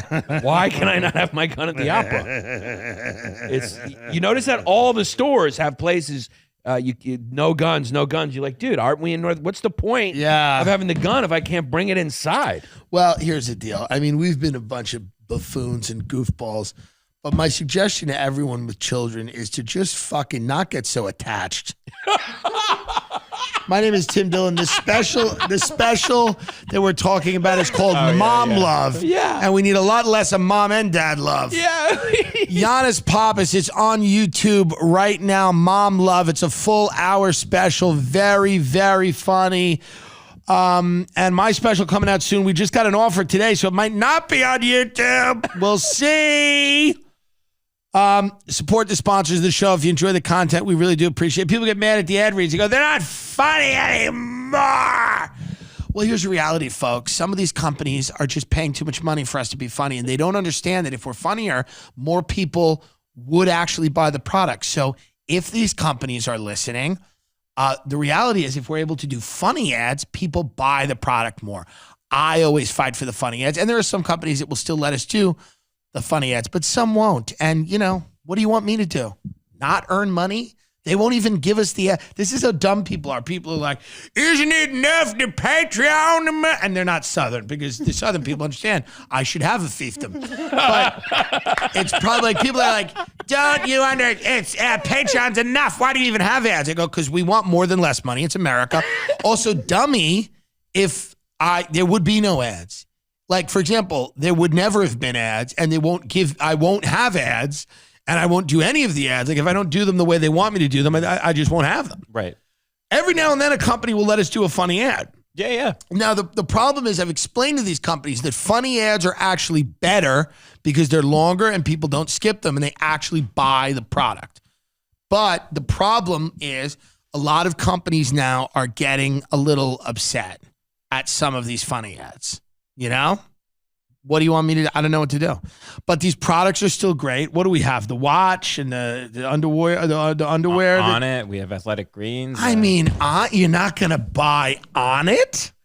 These are great companies. Mm-hmm. On It was a supplement company started by popular podcaster Mark Maron. These are great companies. And I'm telling you right now, if you miss out on a box of awesome, are they still with us? They're still with us. Yeah. Oof. If you miss out on a box of awesome, which is they'll give you a little wooden box with like a pipe and a couple of sticks of dynamite. If you miss out on that, your fault, your problem. Giannis, are you promoting anything? Where are you going to be? Tell them where to find you. God help the special. Please just go watch the special. The goddamn special. You're going to love it. It's a good hour. The people seem to really like it. People are enjoying it. The people want it. Yeah, so just go watch that and listen to my podcast. People want it. Long Days with Giannis Pappas. We're putting all the links in the description. It'll be out this Saturday. Giannis Pappas on Twitter, science journalist, hee-haw. Long Days podcast. Go watch his special. As always, you have a Patreon out right now with Sal. Mm-hmm. From the Impractical Jokers, which is funny. And what else we got cooking? What are you doing now? Oh, you're on the road. Ugh. You have dates to promote. I have 2 dates. I have, if you haven't seen me, I'm Friday, Saturday, and Sunday. I'm at the Funny Bone in Richmond, Virginia. God help me. God help me. And 2 shows Friday, 2 shows Saturday, 1 show Sunday. I mean, who's buying tickets to this? Are they nuts? It's Memorial Day. But anyway, Comet will be great. 16th to the 18th, San Jose. Absolute last dates. Probably like last headlining dates for like 6 months minimum, probably. And then I'll be just doing spots out there. But, get it while the getting's good, folks. I don't know what to tell you. Oh, I got one. If you listen to this, Saturday. I'm in Newport, Rhode Island at the Jane Pickens Theater. Don't go. Fly to see me in Richmond. Jane Pickens Theater, May 28th, Newport, Rhode Island. Part of the Rhode Island Comedy Festival. Yes. Doug Key, great guy. Yeah. September 9th through 10th, Uncle Vinny's in Port. Well, that's a little bit out, isn't it? That's out there. I'm taking a little time off. I got to write a new act. You got to write a new act, and you have a child. I have a child. And you need to train. I need to train her in military tactical defense. Yeah, and she's Greek. She'll take to it. She'll take to it very well. She'll take to it. Yeah. She'll have a AR-15 and a full beard when she's 5. Absolutely. It's going to be her 2-year-old birthday present. Good night, everyone, and good luck. TimDillonComedy.com for all the live dates. We've got a lot of shows coming up, and we're very excited about them. Here, we're just going to run through them right now, and then we're going to put this in the front of the show. Glasgow, Dublin, London, Jacksonville, Charlotte, New Orleans, Dallas, Austin, Chicago, Houston, Cincinnati, baby, Northfield, Ohio, Sydney, Australia, Melbourne, Australia, Brisbane, Australia, Adelaide, Australia, Perth, Australia, and then that is it. This tour's over. We're wrapping it up. We would love to see you on the road. Thank you. Ladies and gentlemen, welcome to the Tim Dillon Show. Hillary Clinton has just contracted the disease she created, COVID-19. Bill tested negative and is feeling fine. This is from Hillary's Twitter. He's quarantining until our household is fully in the clear. Movie recommendations appreciated from Hillary Clinton. And then Jen Psaki tweets at her, finally watching Inventing Anna and highly recommend lots of water, tea, and juice. Jen Psaki, press secretary for Joe Biden, recommending Inventing Anna, the show on Netflix about a con artist in New York City to Hillary Clinton. Interesting. But a con artist who got caught and was not able to swindle her way to Chappaqua. I can say where they live. I mean, people know where they live. That's fine. It's public information. I don't need to be alive. Hillary is dealing with COVID. She's older. She's an older woman, so it's always tough when somebody who's an older woman contracts COVID. And she's a good woman and a woman who, well, my grandmother loved her, so that counts for something, right? No matter what this woman's done in her life, my grandmother really cared about her, and she was like gung-ho Hillary Clinton. Here with Ben Avery, of course. Everything okay with you? You've had a very weird tone. It's made a lot of people uncomfortable. I'm so thrown off. I feel like I've been doing. Well, you have a very it's a bossy, you get very bossy to everyone when it's like your studio, and you're very come on. Yes, you do. And everybody realizes it. You have a very kind of bossy, authoritarian. I feel streak. like I'm intentionally very open, open heart, and I feel like I'm very encouraging. And I feel like I bring a lot of, I feel like I light up a room a little bit. Not like a huge bulb, like a huge bright bulb of light, like a studio light, but I'm carrying like a candle or like a torch or something. I come in and I just feel like, hey, Ben's here. Everything's okay. Okay. That is your word quota for the next 3 episodes. You're not to utter another word. You are so out of line. By the way, we were Devin and Ida, Richie, yes. friends of ours. It's late night in the studio, just hanging out. And the other day, we're on a plane. Now, by the way, I sit in first class. He sits in coach. It's the way it is. Mm-hmm. It's the way it is. It's called capitalism. And I look back. He's sitting in the row right behind the first class curtain, trolling me, essentially. Sitting in a comfort seat or some type of higher priced seat. And I'm looking at him. I usually never see him. And I walk sometimes to the back of the plane and I give him something that we get in first class, a hard-boiled egg or something. I squirrel it away to him and he's sitting right up there. But you know how God punishes him? Tell everyone what happened in the middle of the flight. Tell everybody what happened. A younger white man is sitting in the middle seat, fit, started vomiting all over him. Wait a minute. How did you describe him? A younger white man? And then you said fit, like he's fit? He's fit. Okay, what in God's name does that have to do with what happens next? It's not who you would think it would be. Who would you think it would be? An older woman. Of what race? I don't think race is important. Well, you specified race. You brought it up. That's true. That's kind of weird I did that. Yeah. Interesting. Well, it was a white guy. It was a white fit man, the enemy. And what then happened to you? He like crazy started vomiting all over his groin and his crotch. That's right. And he did it so much he was flailing around for That's right. the throw up bags and he couldn't. There weren't any, and so he just kept going like about 5 times. Went into my Ridge Wallet backpack. Went on my shoes. Went on my pants. I'm stuck in the window. The guy in the aisle jumped up immediately, and I was just stuck. There's nothing I could do. Here's then what happens. They send them into first. I swear to God, they send these dirty pieces of shit covered in vomit into first class to wash themselves off. And I'm like, what the fuck is going on? I'm not vomiting.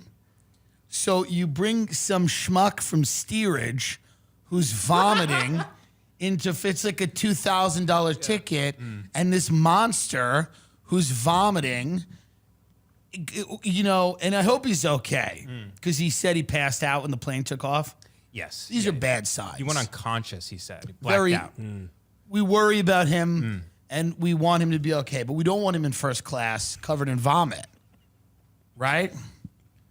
What is Ron DeSantis doing in Disney World, killing gay children? What's going on now? Why is Disney World is in like, have you heard about this? That you can't say gay now? The don't say gay in thing. Florida, if you say gay, something happens. I don't know. What do? They get you. You march or something. Putin loves the don't say gay bill. Putin's. We want to play Devin's thing. It was so funny on the show. Oh, yes. Let me The pull it leaked. We're going to play this. This is a leaked. This is the reasons Vladimir Putin invaded the Ukraine. And I was against the Ukraine invasion in principle until I. Nah, keep going, man. I'm almost there. Well, why prepare? You know what I mean? It's 3:00 in the morning. We got the time. We got people breaking into the studio. Persians are coming in here with kebabs. I just doing Arabian Nights. Why prepare? Another 3 hours here. All right. It's all right. He's been with the dogs all day. Okay, so this is Devin's video here. This is not Devin. I didn't make this. This is leaked I just found it. audio. Video you This is found, why Somebody sent it to me. Russia has invaded the Ukraine. Добрый труд, добрый день, добрый вечер, Ukraine. Ратива ведет как позываешь, спасибо. Прекрасно, Украин, George Floyd. Showed up, как зовут, Ukraine, Garner. Пузо меня зовут, спасибо. Say their name. Say their name. Нечего. Извините, BLM. Ничего страшного. Das видения пока увидимся. Шаласива пути тада хо Ukraine, Кожла insecure. Give galaviti black lady sketch show Ukraine. Gibala gazaviti do Bel Air Ukraine. Unto yanama Japanamio. Kojla gwada LeBron's the shop. Kojna gwala Russian love la TV. Kojna gwala this ugana Isore. Who's gonna Isore? Hukaga. Una komanda dia dat pruyut kum del tvego But the Joe Rogan. The Joe Rogan. You got to watch it, folks. If you are just listening to the show, you got to watch that as well. And now, of course, people actually, and this is when you learn the intellect of the American public. Yeah, it's truly terrifying. People thought it was real. Like 50% of people legitimately still think it's real. I'm still getting messages. Like, Putin doesn't give a fuck about BLM. Yeah, I doubt it. One of my favorite ones was the guy goes, if this is Putin, we're in real trouble. It sounds like he's lost his mind.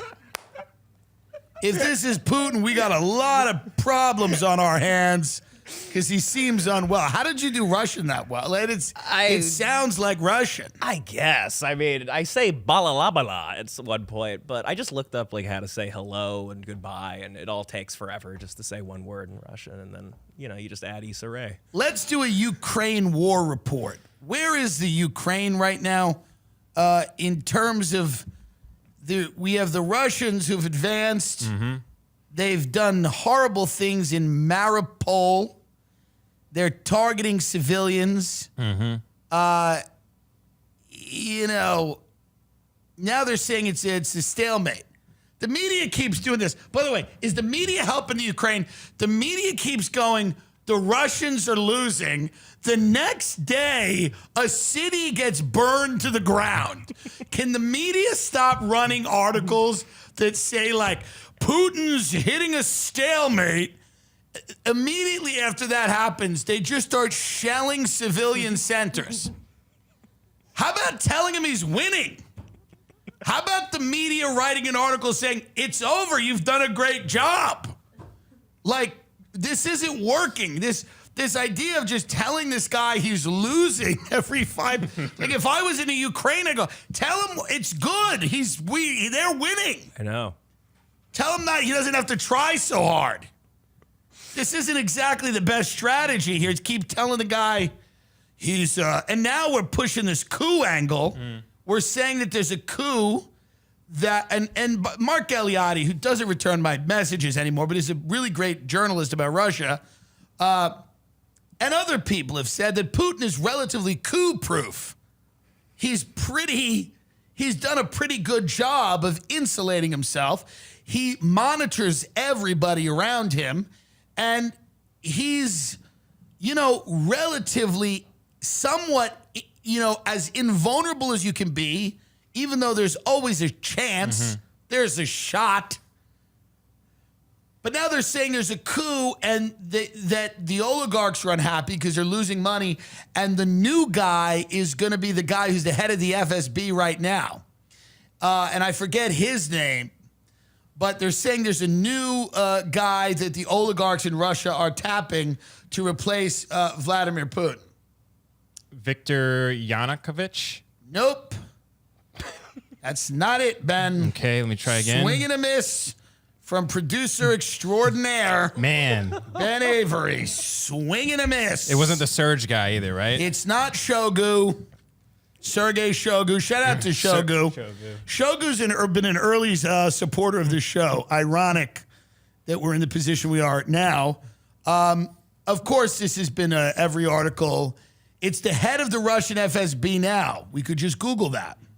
We could Google head of the Russian FSB.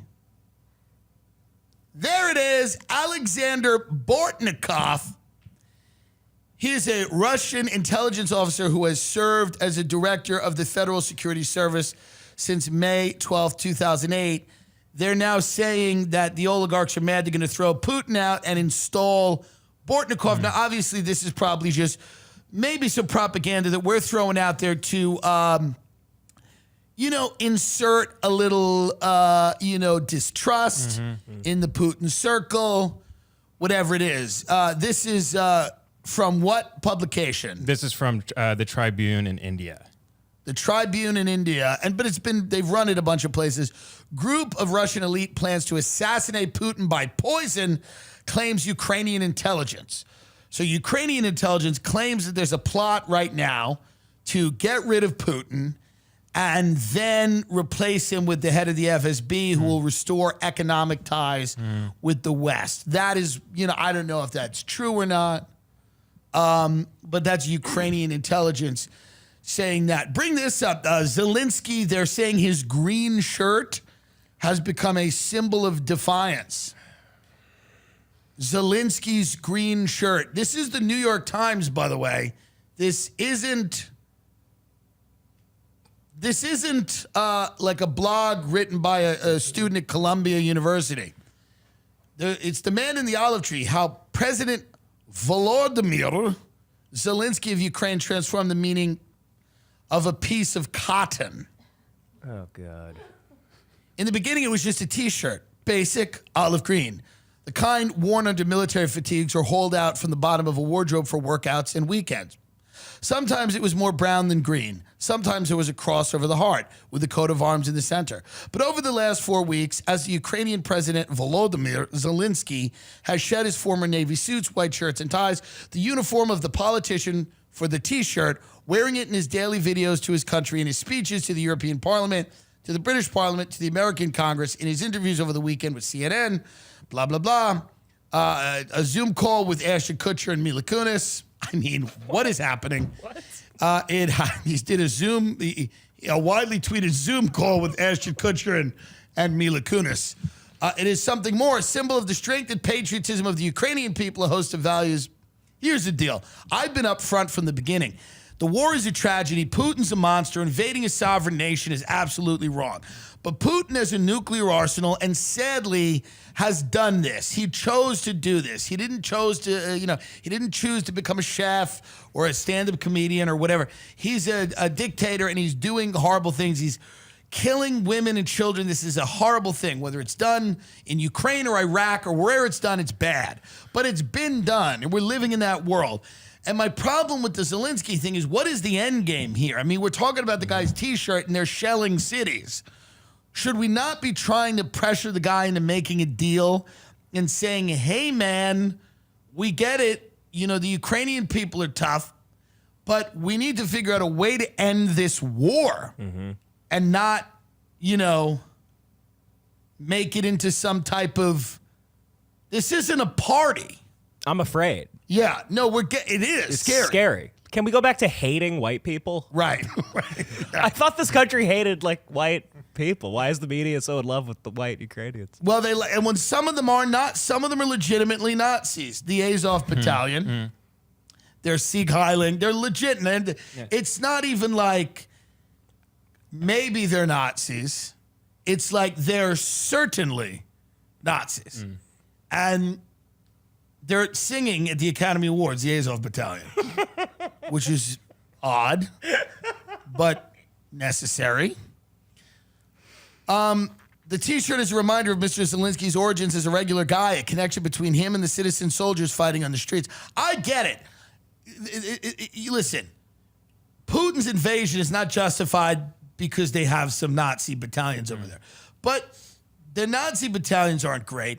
And articles about the Ukraine before the war, and again, none of this justifies the invasion, but they were like, it's one of the most corrupt countries. They've got a huge Nazi problem. LGBT attacks are becoming more coordinated. These are all things that were said about the Ukraine. I mean, Ukraine is probably not a progressive paradise. But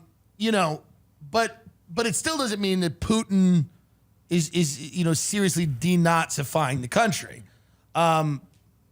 But I just think we need to push for some type of. So we're getting too into Zelensky as a guy, and he's getting too into this. It almost feels like he's like, what happens when this ends? It's like his COVID, where it's like, hey man, you're gonna have to give Putin some territory. This is the way it's going to work. You're not going to get out of this without giving Putin territory. He's kind of becoming a little Fauci-like, where he's doing podcast. The country's getting killed, and he's on My Favorite Murder. I mean, this is a problem, right? I mean, there's got to be some idea of concessions being made by the Ukraine that they're not going to be happy about, because otherwise we're going to see more death and more chaos and more carnage. And I just feel, and I understand Zelensky's in a spot and he didn't leave his people. He didn't take the airlift out of the country. That's all respectable. He's to be respected for that. But what we have to be careful about is we just can't have a guy who's kind of, and people are going to blame you. They're like, well, it's not his fault. I understand that.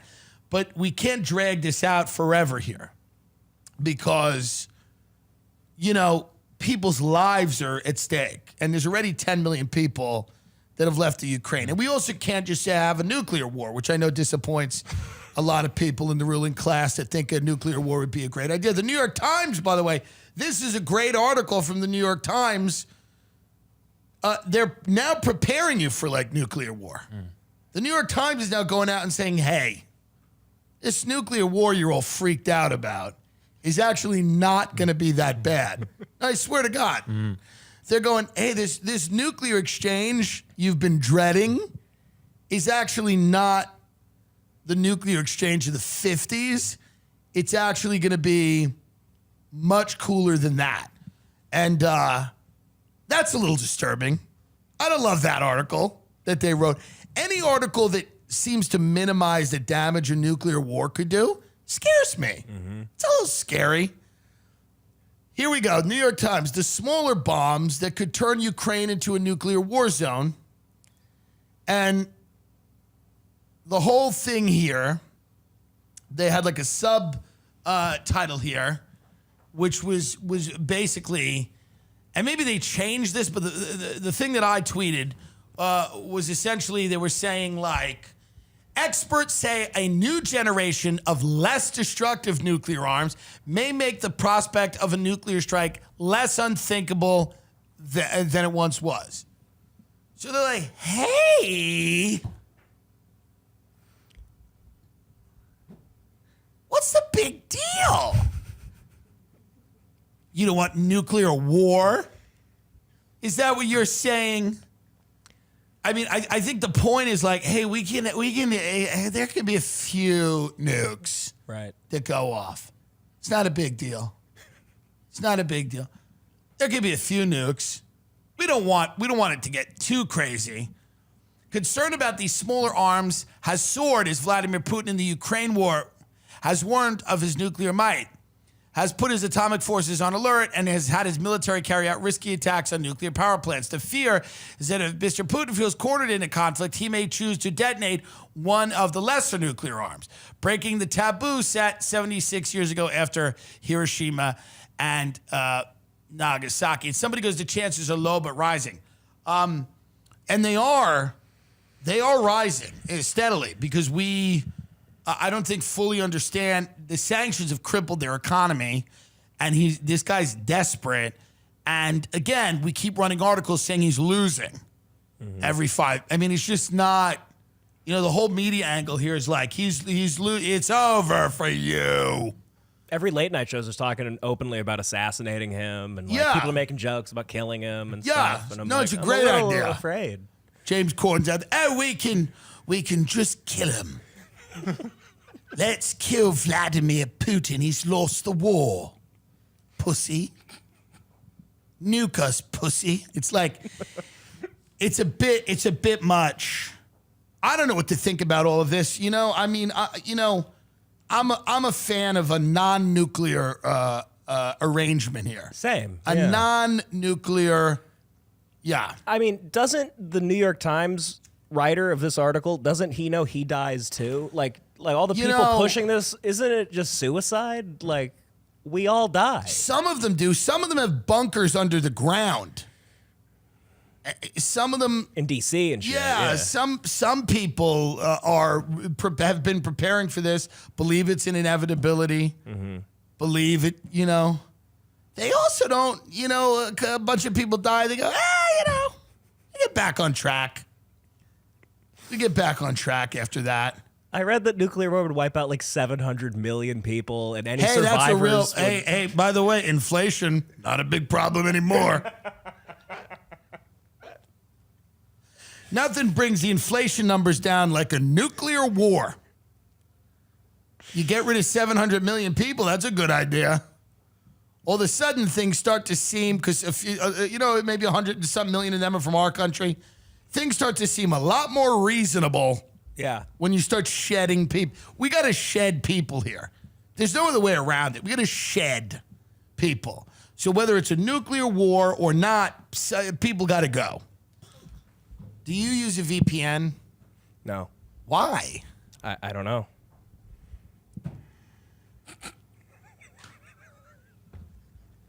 ExpressVPN protects your privacy and security online, right? But here's something you may not know. You can also use ExpressVPN to unlock movies and shows that are only available in other countries. And if you're like me, you run out of stuff to watch. Netflix, but you get it in other countries. So this whole week, I've been using ExpressVPN to binge The Office on the UK Netflix. It's so simple to do. I just fire up the ExpressVPN app, change my location to the UK, refresh Netflix, and that's it. See, ExpressVPN lets you control where you want sites to think you are located. You can choose from almost 100 different countries. So just think about all the Netflix libraries you can go through. Love Korean dramas? Go to South Korean Netflix. But it's not just Netflix. ExpressVPN works with any streaming service, Hulu, BBC Player, YouTube, you name it. There are hundreds of VPNs out there. But the reason I love ExpressVPN is to watch shows because it's ridiculously fast. There's never any buffering or lag. You can stream in HD, no problem. ExpressVPN also works on all your devices, phones, media consoles, smart TVs, and more. You can watch what you want on the go or the big screen. So if you want to get access to hundreds of new shows, like The Kardashians, use my link now, expressvpn.com/Tim Dillon, and you can get an extra 3 months of ExpressVPN for free. That's expressvpn.com/Tim Dillon, expressvpn.com/Tim Dillon to learn more. I use ExpressVPN and love it. It's my favorite thing ever. Sometimes you're sad. Have you ever been sad? Yeah. Have you ever been mad? Yeah. Have you ever felt bad? Yeah. Well, BetterHelp. Okay. Counseling is done better online. It's a fact. In the person now is disgusting. But if you're online, you can meet. I can't believe I forgot he was here. Richie's here. But if you're ExpressVPN, sorry. BetterHelp. Relationships take work. A lot of us will drop anything to go help someone we care about. We'll go out of our way to treat other people well. But how often do we give ourselves the same treatment? This month, BetterHelp Online Therapy wants to remind you to take care of your most important relationship, the one you have with yourself. Whether it's hitting the gym, making time for your haircut, or even trying therapy. You are your greatest asset, so invest the time and effort into yourself like you do for other people. I love BetterHelp. Everyone I know uses it. We all use it. We go on there. You can communicate with a counselor. In under 48 hours, you can change a counselor if you don't like the counselor that you have. It's essential. It's important. It's beautiful. I love it. BetterHelp Online Therapy offers video, phone, and even live chat sessions with your therapist. You don't have to see anyone on camera if you don't want to. It's much more affordable than in-person therapy, and you can be matched with a therapist in under 48 hours. Give it a try and see why over 2 million people have used BetterHelp Online Therapy. This podcast is sponsored by BetterHelp, and the Tim Dillon Show listeners get 10% off their first month at BetterHelp.com/TimD. That's BetterHelp.com/TimD. This podcast is sponsored by BetterHelp Online Therapy. How bad is the economy right now? I mean, what is the price of gas? I saw California. It was 6 on average. It's $6.96 near where I live. Average U.S. Let's see, 4. $6.96, even in your neighborhood. And like a little closer to downtown, but yeah, it's really God. crazy. Yeah. Man, yeah, but it's about 4.6, 4.9. National average is 4.2. Do you have the Colbert bit? Let's get the Colbert bit up about. I wonder if we can play. Can we play it? What's he doing? Why can't we play it? Because it's copyright of what is that? CBS or? Yeah, CBS, they understand. I got an arrangement with them. I do. I got an arrangement with Viacom. I'm good. What? They don't. No, the Colbert, where he tells everybody to go buy a Tesla. Oh, that's right. I'll tell you what, I will never complain about a destination wedding again. Russia has been hit with a series of crippling sanctions, and it looks like there's more to come because the U.S. and its European allies are now discussing banning imports of Russian oil. Take that, Putin. We're not going to buy our gas from a war criminal. We're going to buy it from the good guys, Saudi Arabia. But it's going to cost. Since the invasion, oil prices have skyrocketed. Today, the average gas price in America hit an all-time record high of over $4 per gallon. Okay, that stings, but a clean conscience is worth $1 or $2. No, it's not. I'm willing to pay. It's important. Right. It's important. I'm willing to pay $4 a gallon. Hell, I'll pay $15 a gallon because I drive a Tesla. Right now, people all over the world are trying to find inventive ways to help ordinary. Yeah, so I mean, I get it. The Saudi joke's pretty funny, but telling people you can spend another $1 or $2 on a gallon of gas, and that's not helping, right? I don't think that really warms the hearts of people in this country who are destitute. Makes you furious watching that. Yeah, it makes you angry watching it because people are suffering already. And I don't think that there's a real good, a clean conscience. I mean, clean conscience. What are we doing in like Yemen? Yeah. Pull up Yemen, by the way. See what's going on over in Yemen. What's Just the hit Google latest? image. Just hit Google image Yemen. Already? Yeah. Go to the third photo over there. Yeah. What's that? What happened there? That looks like a scene out of the Bible. What's going on over there? That seems to be a problem too. But nobody's talking about $1 or $2 gas for Yemen. Jesus. Saudi Arabia has been bombing Yemen with American money and American equipment for years. They've been carrying out what essentially amounts to a genocide in Yemen. And this is why people hate late night comedy. They hate performative activism. They hate all this stuff because they know, they genuinely know that it's fake and that it's very selective and that it only, it's a zeitgeisty thing. It's the in thing to do. And they're going to have a thing on the Academy Awards. And I'm not saying that the Ukraine is not something that's you should feel horrible about and notice, but saying, well, you could have a clean conscience. You should never, with the things this government's done, you should never go to bed with a clean conscience. If you're paying it, if you've read a book, no clean conscience at all. Amy Schumer tried to get Zelensky on the show. We talked about this on the Patreon. We're not going to go over it again. But the Oscars has said no to that. They've said no, which is sad because I wanted to see that. Same. I wanted to see Zelensky on the Academy Awards doing a comedy bit with Amy Schumer while his country's being attacked. I think that'd be a good use of his time to be on the Academy Awards doing a bit about the shelling of the country. What if Zelensky really came on and they just did some bit that just didn't land about now the Nazis in the Ukraine, because now they're taping people that are looting and stuff to things, and people are going, look at them, they're doing the wrong thing. I mean, by the way, all the things America's done with taping people to a pole is not even the least of it. But they are taping people. It's martial law over there. It's not great. So if they think somebody is looting or something, they're taping them to a pole. And this has made people very uncomfortable that are watching this, trying to figure out, what our role should be. Vigilante punishment spreads in the Ukraine.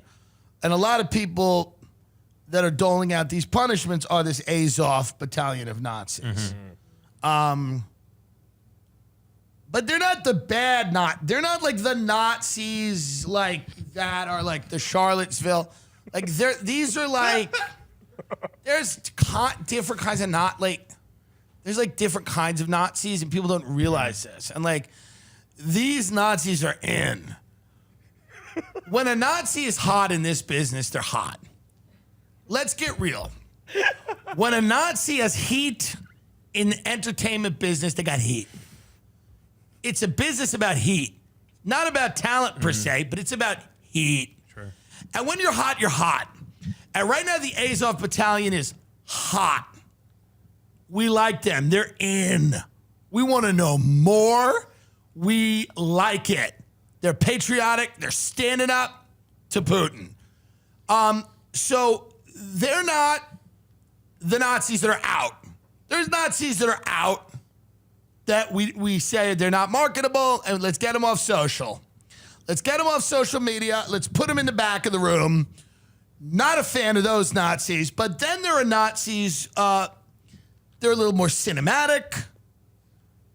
It's more exciting. They're more exciting. The industry kids. They're industry kids. We hand-picked them. They're selected. You've been selected. Azov Battalion. They're the Nazis of the moment. They're the Nazis of the moment. And here's the deal. And this is going to come out wrong.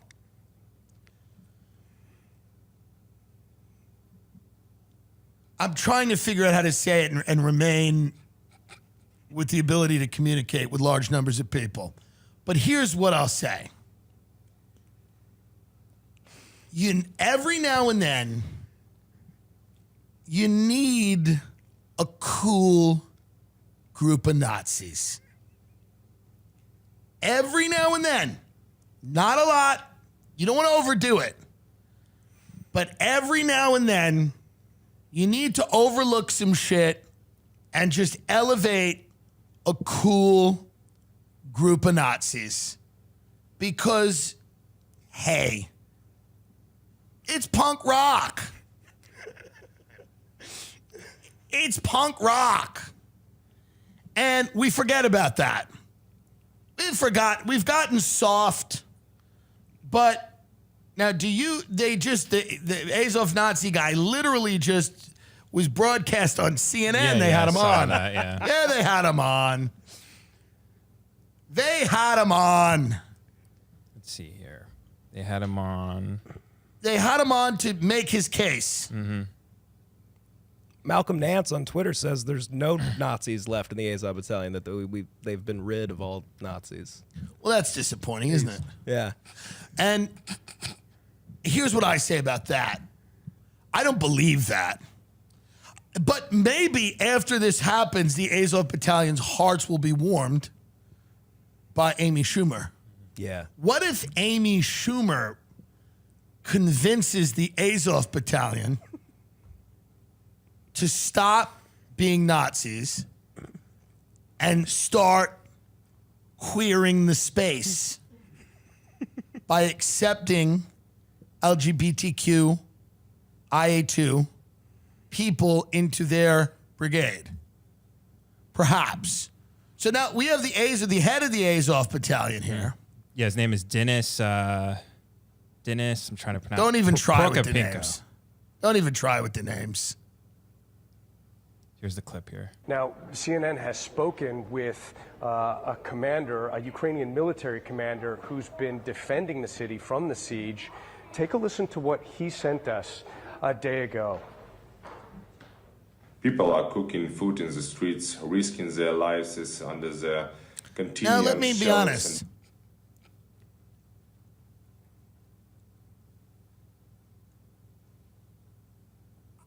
I get a Nazi vibe. If it was just based on vibes,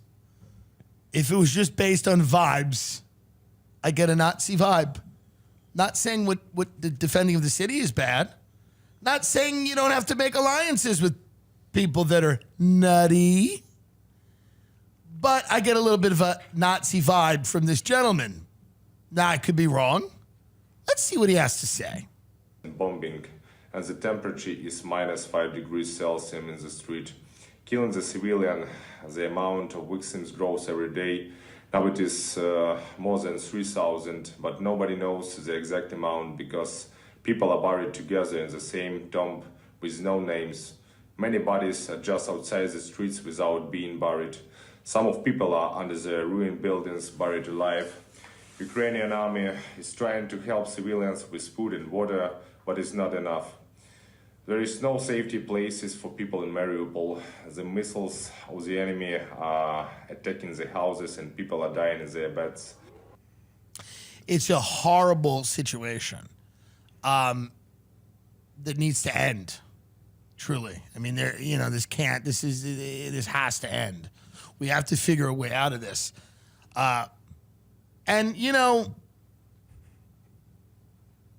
I don't want to, we can't split hairs here about, there's some Nazis there they're doing the work.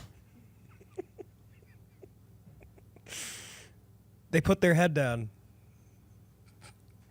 They're doing the work. The Nazis were very bad, but they weren't inefficient. So if you could get the Nazis to do things you want them to do, like what about a Nazi-run steakhouse? Be great, right? So if we could focus Nazis on other things, we're doing the right thing here. Yeah. I love bespoke posts in the box of awesome because I hate knowing what I'm getting, but I like surprises. Do you ever use the box of awesome? No. But I will now. Oh, God. Box of awesome, you fill out a quiz and you say what you like. And then they give that to you every month. $70 worth of stuff, it costs you $45 a month. You can send it to somebody who's going away to college, somebody you don't see as much anymore. It's pretty damn awesome. Okay. It's pretty awesome. To get started, take the quiz at boxofawesome.com. Your answers will help them pick the right box of awesome for you. They release new boxes every month. This really is cool stuff. You can say, I'm an outdoorsy person. They give you a knife and a deer feed. It's good. Or if you say, I like drinking a lot, they give you a little martini shaker, a couple of bottles of hooch. All right. Each box is valued at around $70. You only pay a fraction of the price. Plus, with each box of awesome, you're supporting small business. 90% of everything that comes in your box of awesome is from a small up-and-coming brand. It's free to sign up. You can skip a month or cancel anytime. Get 20% off your first monthly box when you sign up at boxofawesome.com and enter the code Tim Dillon at checkout. That's boxofawesome.com. Code Tim Dillon for 20% off your first box. They support this show. If you like this show, support Box of Awesome. You've got back-to-back meetings, errands to run, chores to take care of. What's the secret to clearing your to-do list? A little help from DoorDash. You can get dinner, household essentials, and everything on your grocery list delivered. Ever pull into the driveway after a trip to the grocery store only to realize you forgot the one key ingredient for dinner? Now you have options. Get the groceries you need or a backup meal from your favorite local restaurant delivered with what? DoorDash. What do you want to eat tonight? Maybe you want a home-cooked favorite, but you don't feel like going to the store. Or maybe you want something exciting and new, but it would be great to stay in tonight. DoorDash connects you with everything you want, whenever and however you want it. It's time to get back out there. But not if you're quite ready. Maybe you're not quite ready for a full-blown adventure. There's still ways to explore the world from the comfort of your own home. With DoorDash, you don't need to travel far to experience something new. Get what you want to eat right now and right to your door with DoorDash. Along with the restaurants you love, you can now get groceries, essential items, all delivered with DoorDash. It's amazing. With over 300,000 partners, you can support your neighborhood go-tos or choose from your favorite national chains like Popeyes, Chipotle, or the Cheesecake Factory. Ordering is easy, and your items will be left safely outside your door when you choose contactless delivery drop-off. For limited time, our listeners can get 25% off and zero delivery fees on their first order of $15 or more when you download the DoorDash app and enter code Tim Dillon. That's 25% off up to $10 value and zero delivery fees on your first order when you download the DoorDash app in the App Store and enter code Tim Dillon. Don't forget, that's code Tim Dillon for 25% off your first order with DoorDash. Subject to change, terms apply. What about this Ketanji Brown Jackson, the woman who's the Supreme Court? People are getting mad at her because she's, I don't know. There's some, she sentenced some people with child porn to, I don't know, people, not a lot of, I don't know, people want her to sentence, it's very late, but people want her to sentence the people with the child porn for longer periods of time, but apparently... So Josh Hawley went at her, and I don't know if she had a response to that. So she's going to push back here forcefully. She's a smart woman, and So these Supreme Court things. What were you going to say? she just like gave him a slap on the wrist, like it wasn't life. I think she did like 3 months a few times. 3 months. Yeah, it was, I don't know the circumstances of every case, but I think she was like, listen, We all do it, I think maybe it was. That's what she said. I think it was kind of a, hey, you didn't see that stop sign type of thing. Yeah, it was a fix-it ticket. Yeah. She's saying they're saying that she sentenced the defendants to an average of 47% less time than what the prosecutors asked for. But let's watch her push back. She firmly pushed back on that. Here we go. Here we go. Came up yesterday in the opening phase of this nomination hearing, and it's the issue involving child pornography. I want to turn to that issue because it was raised multiple times, primarily. Is this country not beyond over? What an embarrassing country to live in at this point. It's been the most apocalyptic lineup of topics. Can you even imagine this? Okay, we got the Supreme Court nominee, and hey, we want to cover child porn, and you're letting these guys off? You're letting these guys off the kiddie porn cases. Explain yourself. This is the... And I hope she's not doing that, but people are saying she is. Let's see what she says, please. Senator from Missouri. And he was questioning your sentencing record in child pornography cases that do not involve the production of pornographic material. I thought about his charges as I watched you and your family listening carefully yesterday, and what impact it might have had on you personally. As a mother and a judge who has had to deal with these cases, I was thinking that nothing could be further from the truth. What we need to do. Wait. That can't be it. Hold on. Get this woman's response up, Benjamin, please. They've leveled a serious accusation. They cut it off. This is the rest of it here. Come on. Yeah, the rest is in text. I tell them about the adults who are former child sex abuse victims. Tell me that they will never have a normal adult relationship because of this abuse. I tell them about the ones who say I went into prostitution, I fell into drugs, I was trying to suppress the hurt that was done to me as an infant. Almost every one of these sentences, when I look in the eyes of the defendant who's weeping because of giving him a significant sentence, what I say to him is, do you know that there is someone who has written to me and told me that she's developed agoraphobia? She cannot leave her house because she thinks that everyone she meets will have seen her pictures on the internet. They're out there forever at the most vulnerable time of her life, so she's paralyzed. She added, I tell that story to every child porn defendant. Did she just work child porn?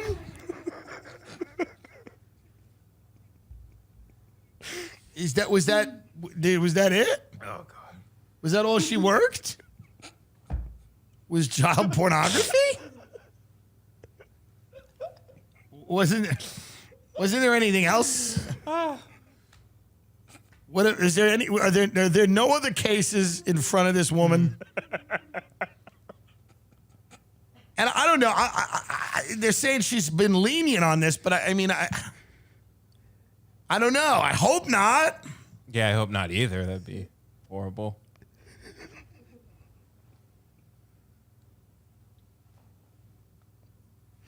But here's the deal. I don't know if these cases are like a 19-year-old has sex with a 17. I don't know what's going on. But there was one case, I think, where the guy was 18 and the person was 8. That's not good. Okay. No, that's supposedly, that was one of the cases. I don't know. I don't know. It's like... we're progressing as a country, and... And then they go into the critical race theory. Yeah. How about we figure out the child Come porn on. first? Like, how do we just bounce from that? So now let's talk about the don't say gay in Florida, because this is I've solved this issue, and again, I solved it on YouTube literally last week. Yep. Where I said you do a take a tit, leave a tit, where you give the kids prosthetics, fake dicks, fake tits. They don't make irreversible physical changes to their bodies. You give them prosthetic dicks and tits and pussies, and you hand them out if they want them. It's a good idea. It's a great idea. You go to guidance counselor, you get a puss for the day.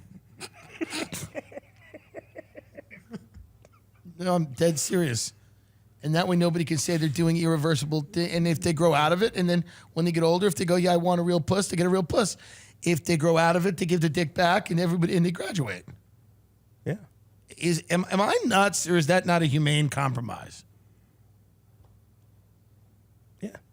The parents on the way to the school, they go, don't forget your dick. They grab the dick. I know this sounds like I'm making light of everything, but it's kind of what I have to do. I mean, I know that comedy now is about my truth. This is my truth, my personal truth. It's not about you, the audience of slobs. Got bust in here. It's about my own personal truth. I'm plumbing the depths of myself. I'm so goddamn significant. I need to continually plumb the depths of myself because there's so much there. I have layers. And they got to be peeled off. Peel the layers off one by one. Make myself vulnerable in front of a room full of people. Disney workers walked out over the company's response to the Don't Say Gay bill. Well, what is the company's response to the Don't Say Gay bill?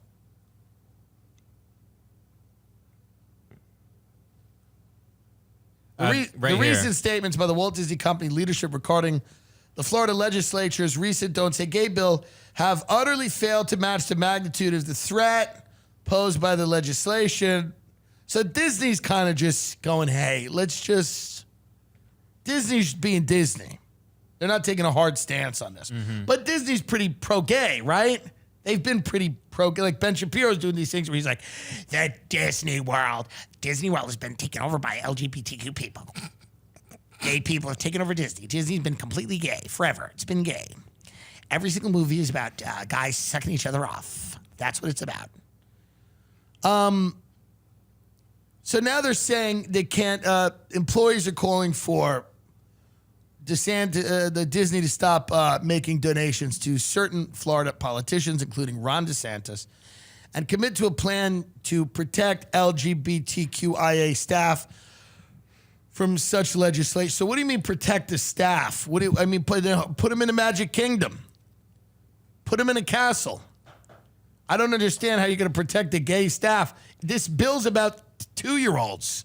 It's about second graders not being instructed in gender ideology. How many second graders are working for Disney? I don't understand. They go, we're going to protect the staff. It's about kids. It's like third grade and under. Organizers of the walkout claimed that some employees of Disneyland in California who did not feel safe to walk out Tuesday were told they couldn't wear Pride trans Mickey pins, which they said Disney sells to show their support. I want a trans Mickey pin. So they're basically saying you can't wear trans Mickey pins at Disney World, which I don't agree with. Let them wear the trans pin of Mickey. What does that look like, the trans Mickey pin? Can you get a trans Mickey pin up for Christ? Trans Mickey pin. He's always behind the 8 ball. Oh, okay. It's the trans flag with the Mickey head. Mm-hmm. I believe that's a trans flag. Let him wear it. Nobody even knows what it means. People don't know what that is. No. Somebody from Alabama is going to be like, there's pretty colors. Well, actually, I'm glad it's a trans Mickey pin. What? It's a trans Mickey pin. Gender's not real. Just put them on Space Mountain. Why does everything have to be a big fight? Put them on Space Mountain and have them eat the shit food, stand in the lines, spend their money, and leave.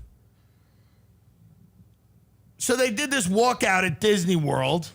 By the way, I think everyone should walk out at Disney World, employees and visitors, and it should be burned to the ground. I don't understand, as a gay person who's been out for years, and by the way, I do want to make an announcement on the show. I'm coming out as queer because that means I'm gay, but now I can be in movies. I'm queer now. So I'm not gay because that's a little Nazi-ish, but I'm queer, meaning that I'm gay, but more importantly, I can be in movies because I'm queer now. Which doesn't mean, it just means that I can be in the business again. I can be in the industry again. I'm queer, I'm other. I'm different. Gender's a spectrum. Now, why are they hanging a gay Mickey now? What is going on here? So, they have a gay Mickey, and they've got tape around his arms. And he goes, I'm walking out too. So Mickey is walking out. I'm so confused about everything now. This is them walking out right here, and looks like this is in Burbank.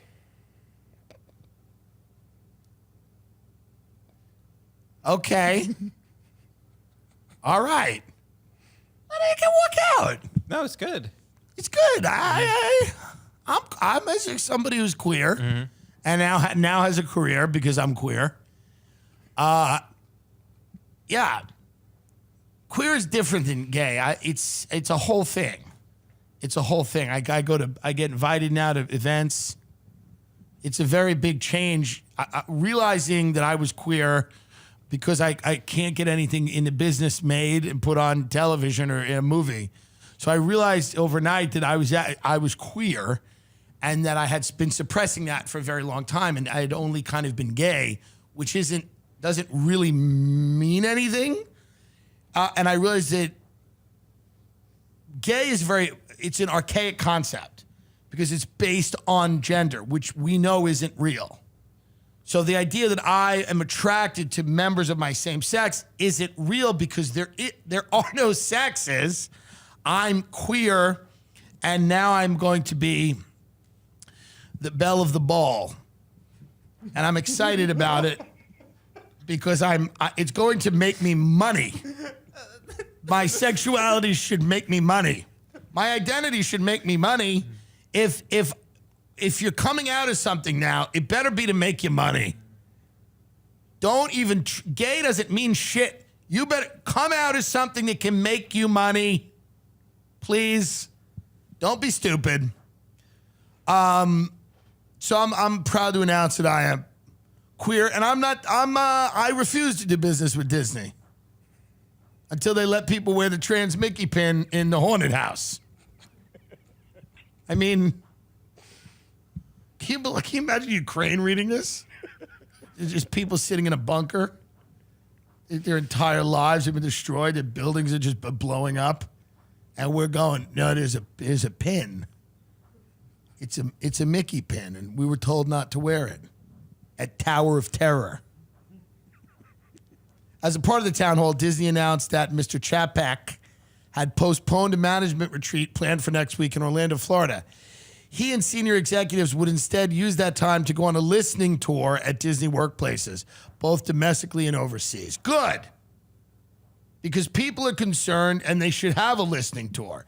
They should listen to the employees that are angry. Sit down and hear them out. Somebody's wearing a shirt that says gay and tired. Well, it ain't from exercise because she's fat. That's why I've made that joke, because there's a fat person. She's tired. People are angry.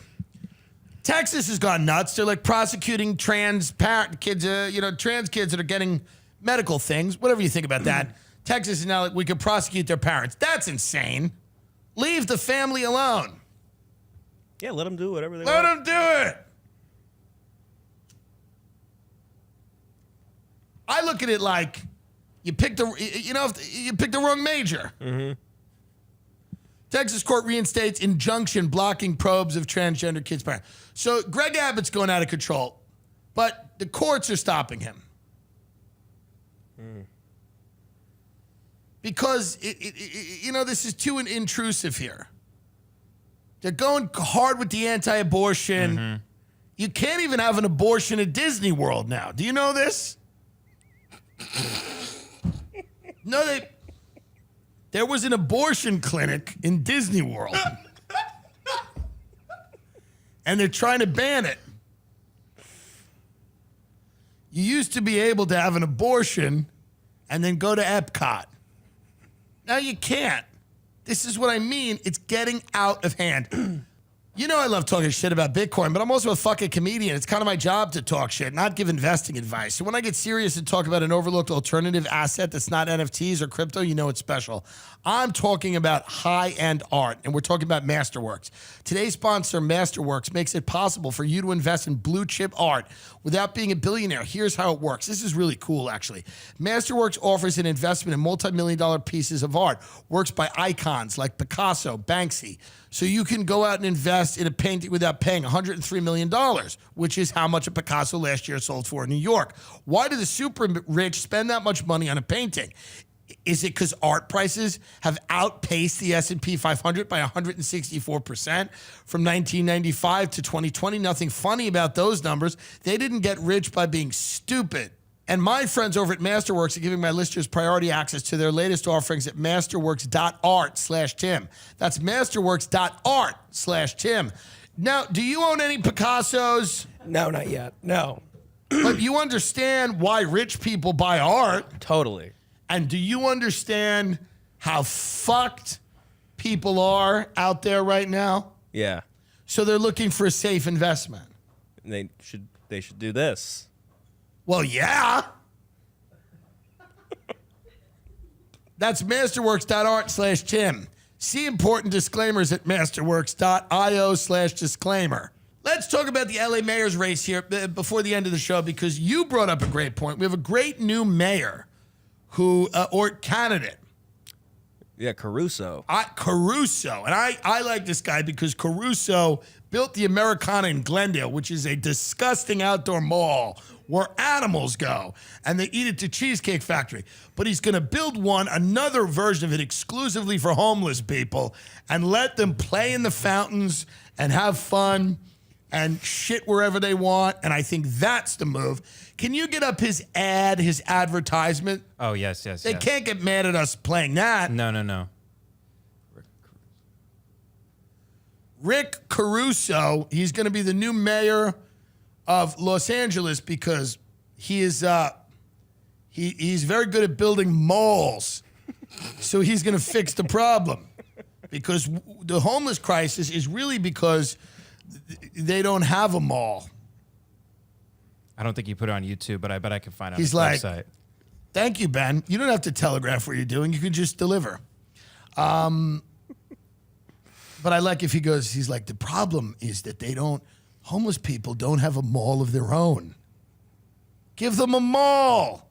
Give them an outdoor mall where they can conduct their business. Yeah, give them a trolley that goes around in Anthropology. Something's fun. Yeah. Something fun. Clear everyone out of H&M. Let them go in there.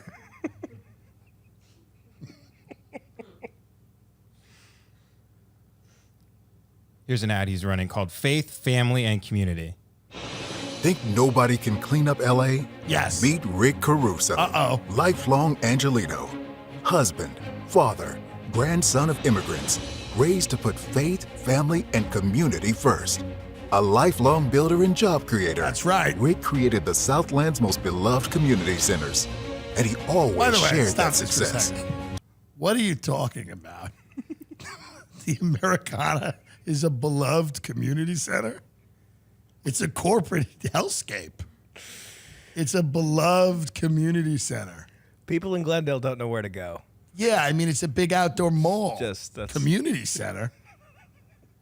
He hands out turkeys on Thanksgiving, like Frank Lucas. Rick Caruso's a lifelong Angelino. He's made billions of dollars building outdoor malls, and now he's ready to build one for the homeless. Keep going, Ben. Giving millions to provide healthcare and a good education to kids in LA's poorest neighborhoods, and giving tirelessly of himself. First appointed by Tom Bradley, he served LA under 3 different mayors, fought corruption and waste, and cut crime 30%. I'm running for mayor because the city we love is in a state of emergency. Rampant homelessness, people living in fear for their safety, and politicians at City Hall just in it for themselves. My only special interest is Los Angeles, the city we love. It's why I'll work for $1 a year, and I won't take a dime from special interests. I'm already rich. Together. I'll work for $1 a year. I'm already loaded. And I'm a little sick of this city getting less comfortable for me and my friends.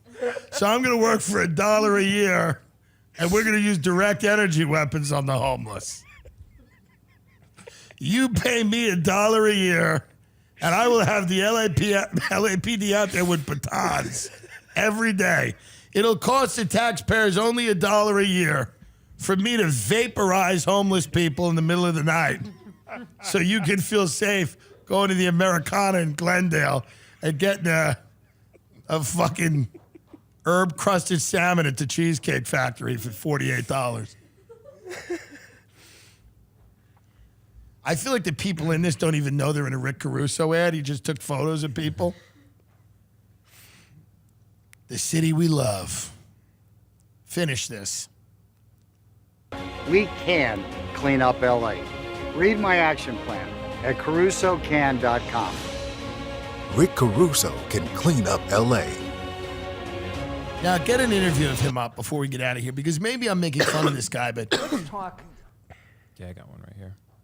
maybe this guy's got a plan, because you've lived here forever. Tell people about LA real quick.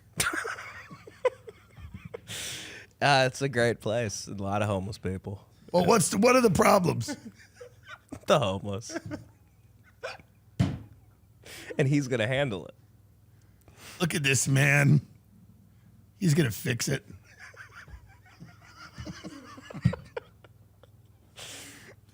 Rick Caruso will work for $1 a year.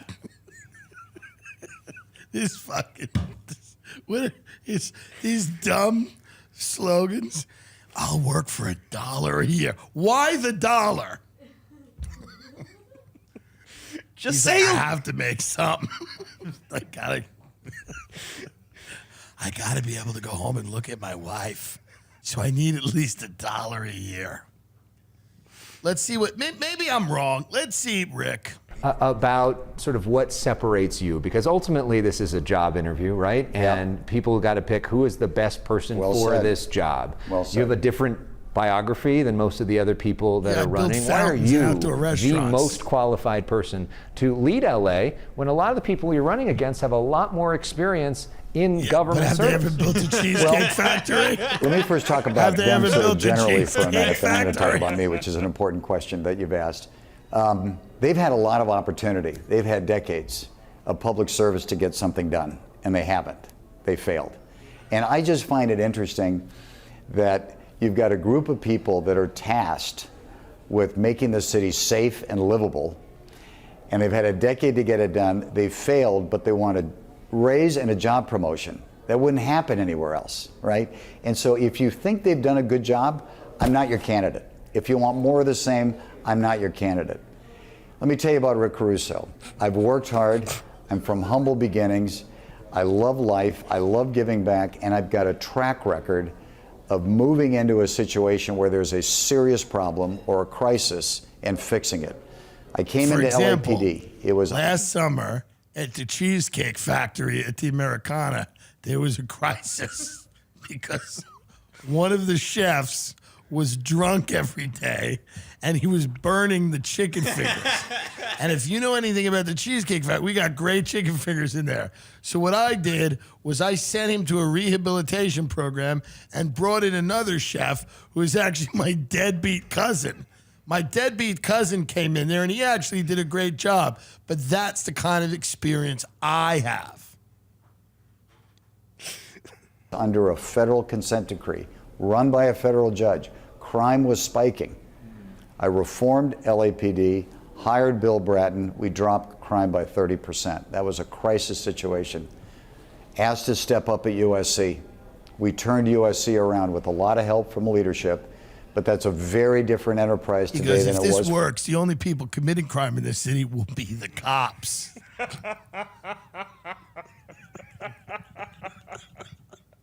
If my plan is enacted, the only dangerous people in this city will be the police. I want to restore LA back to the Rampart PD days. As we know, the LAPD is a great institution, and I'm proud to. I reformed them. That involved telling them, hey, do it quietly. I reformed the LAPD with my Do It Quietly program. Do it quietly. It's the my Do It Quietly program. It's very successful. Where we encourage cops to behave exactly as they were, but quietly. You bust that guy's head in quietly. Don't make a big deal about everything. Let's see the rest of this. You know what? This guy's. I'm starting to believe in him. Yeah, he's good. 4 years ago, when I took over his chair, and I have this passion about Los Angeles, and we're in a crisis. That's what it is. Let's say what it is. And I've got a track record of being able to manage through a crisis, lead. I'll hold myself accountable. I'll make tough decisions, and I'm not looking for another job. I want to be mayor. I want to get a job done and go home. I'm not looking at making decisions through a political lens to get reelected like all of my other candidates who are running are doing. And when you say USC, you were chairman of the board of trustees at USC. Fight on. Yeah. So let's talk about, because we know the two biggest issues right now, you lead with them in your campaign ad. Why don't we ever see the face of this guy, by the way? Let's start with Is crime. this Milo Yiannopoulos?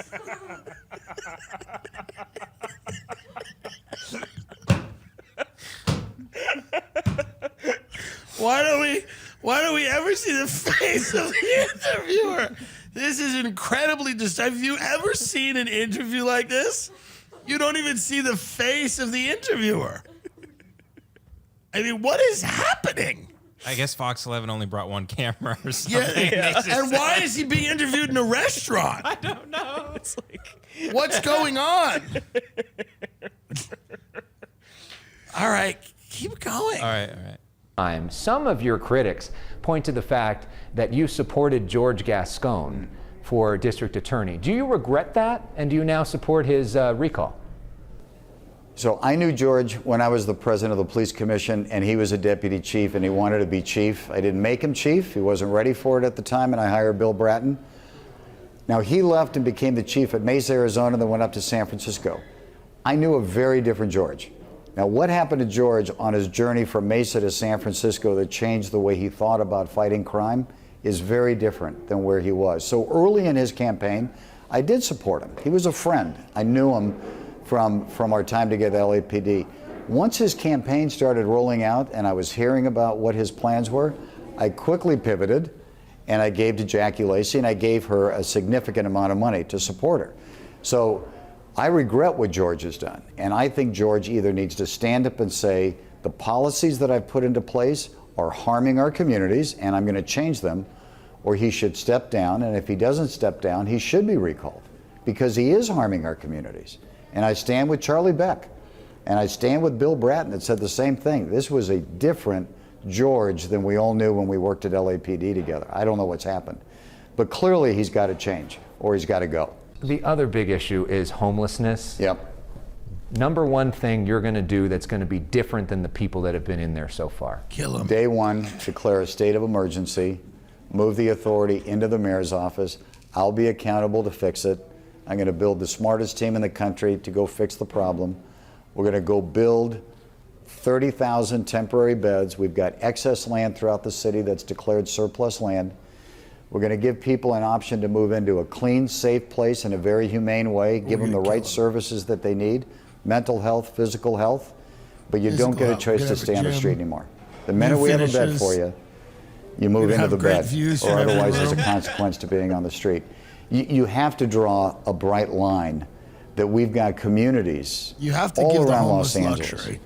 Whatever Because demographics. what you have to do is you have to do the best finishes. You have to really do indoor-outdoor living because a lot of them are outdoor anyway. You have to do indoor-outdoor living. You need large windows, lots of natural light. You need buildings with gyms. You know, we need to move them into luxury. Yeah. Yeah. So we're going to build all these luxury units. And if the homeless people can't afford them, we just sell them to foreign billionaires. But the most important thing, we're going to give the homeless people the option to get a job that pays a lot of money and move into these units for $18,000 a month. And if they can't afford that, we're going to just put these units on the market at market value. And we'll leave the homeless exactly where they are. That are severely impacted by encampments. You can't tolerate it anymore. When you say there's a consequence, what does that mean? You're arrested? You probably are arrested.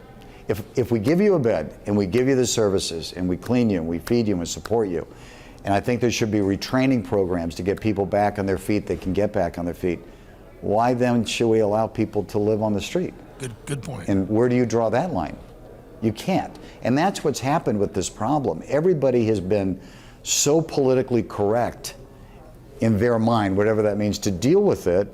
The problem has just gotten larger. Let's talk about your place in this race. You live a very comfortable lifestyle after working really hard and being very successful in business. That is the American dream, right? But the average American doesn't live your lifestyle. The average Los Angelino doesn't live your lifestyle. How do you relate to somebody who's struggling to pay the bills?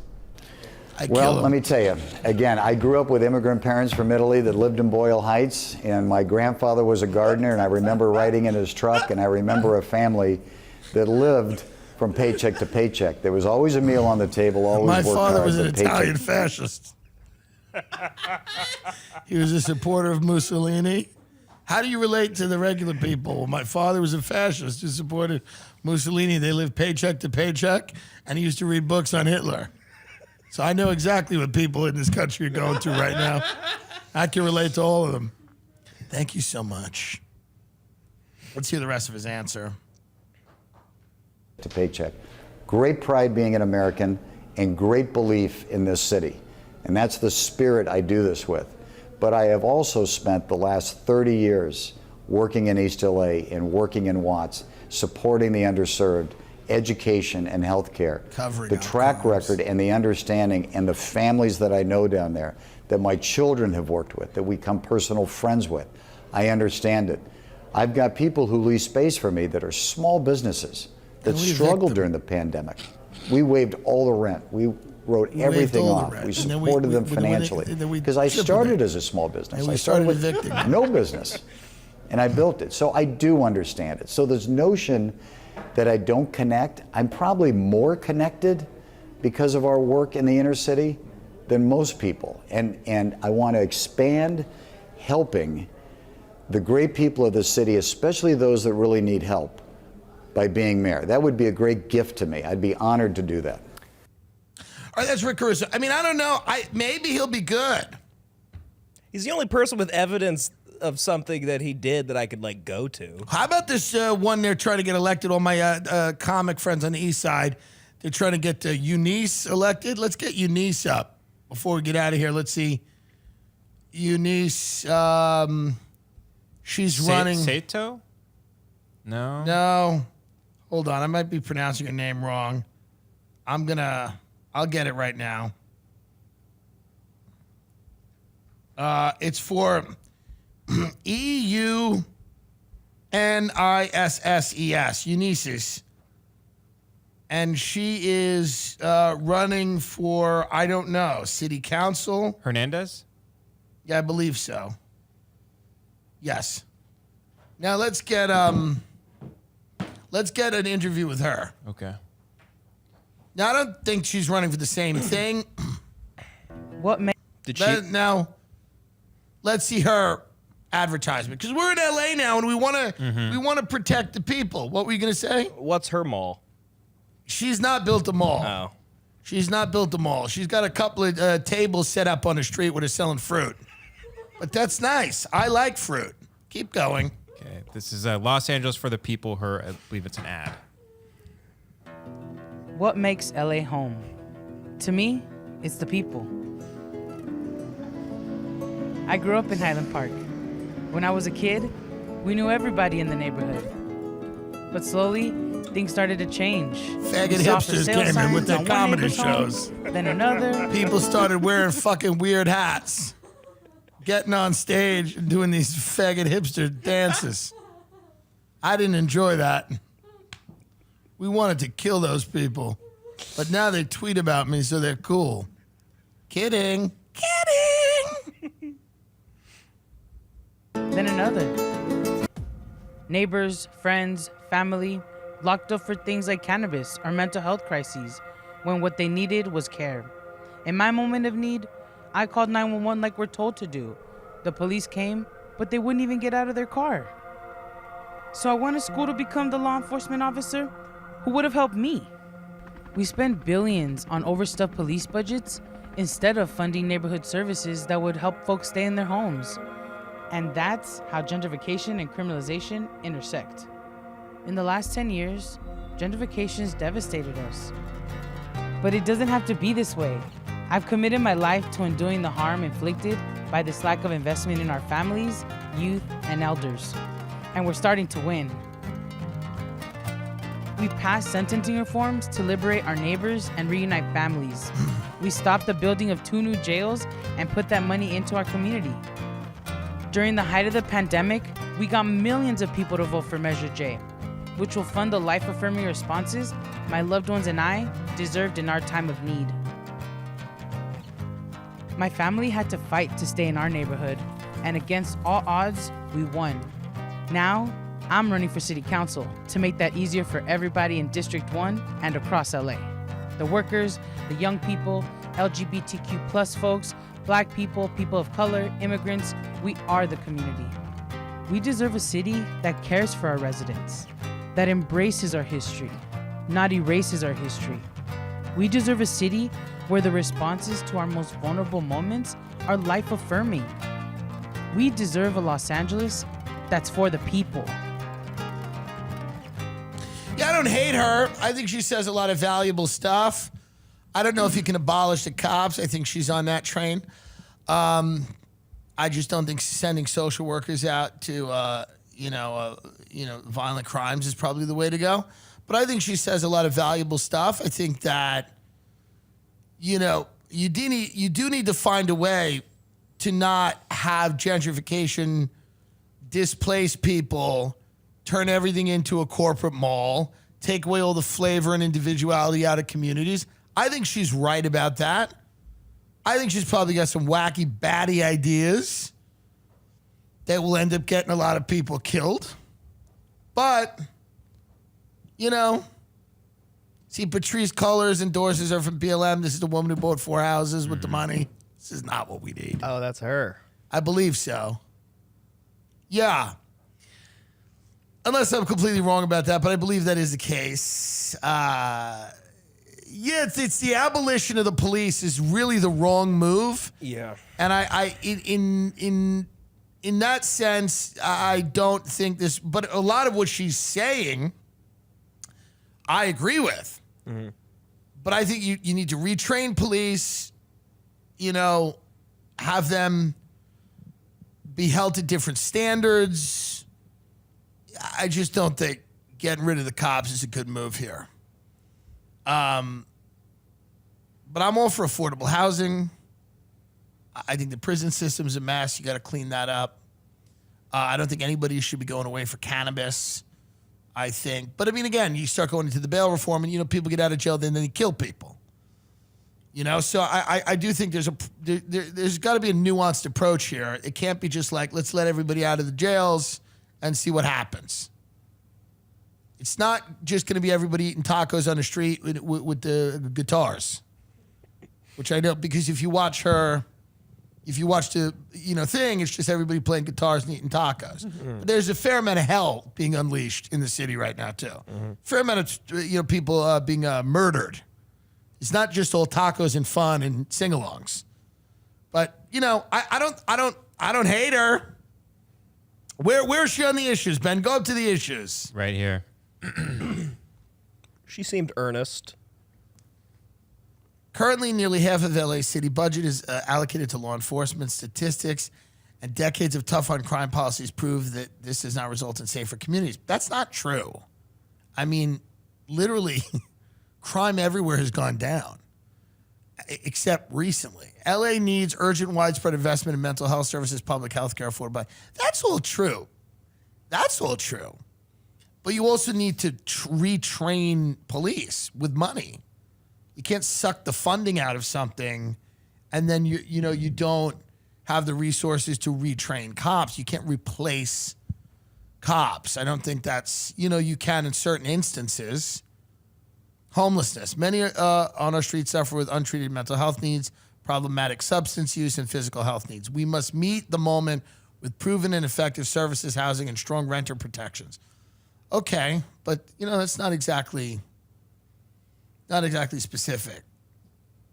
Immigration, I will fight for a fully funded, permanent universal justice fund, the right to vote in local elections for all Angelenos, regardless of citizenship status. Yeah, I don't know that people are going to be in for that either, going, if you're not a citizen, you can vote. Again, that doesn't necessarily get people excited when you go, whether you're a citizen or not, you can vote.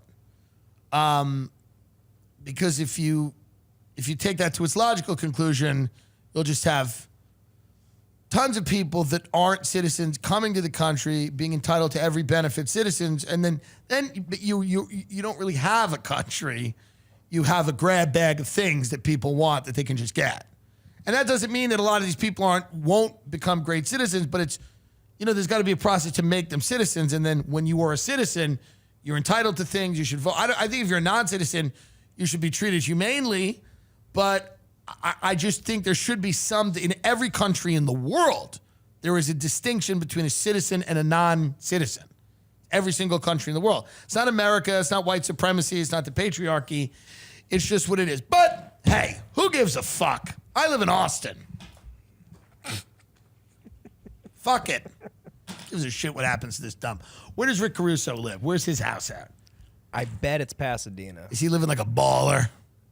He seems like a Pasadena guy who's just sick of. Ooh, look at this.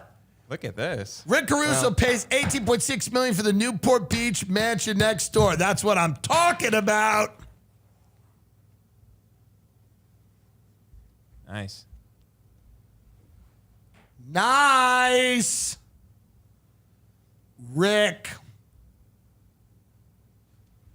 think he has a house in Brentwood too. That's right. Who wants to make the drive? Oh, here's this one in Malibu, Tim. He lists it for $40 million. Here's the deal. Malibu's just not the Hamptons. It just isn't when you look at these homes. I mean, I like Malibu. It's pretty, but yeah, it's just not it. It's very pretty. It's just there's no taste. Look at the way the house. It's just no taste. It's a real problem. This is what he should have led with. He should talk about real estate. Be a gangster. He goes, I listed an oceanfront property in Malibu for $40 million. It went over market. We closed at $42 million. That's the experience I'm going to bring to LA.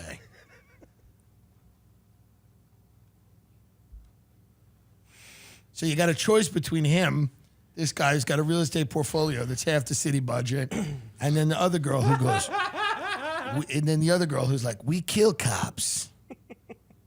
If you see a cop, we kill them. Two extremes. What are the changes you've seen in LA since you were a youth?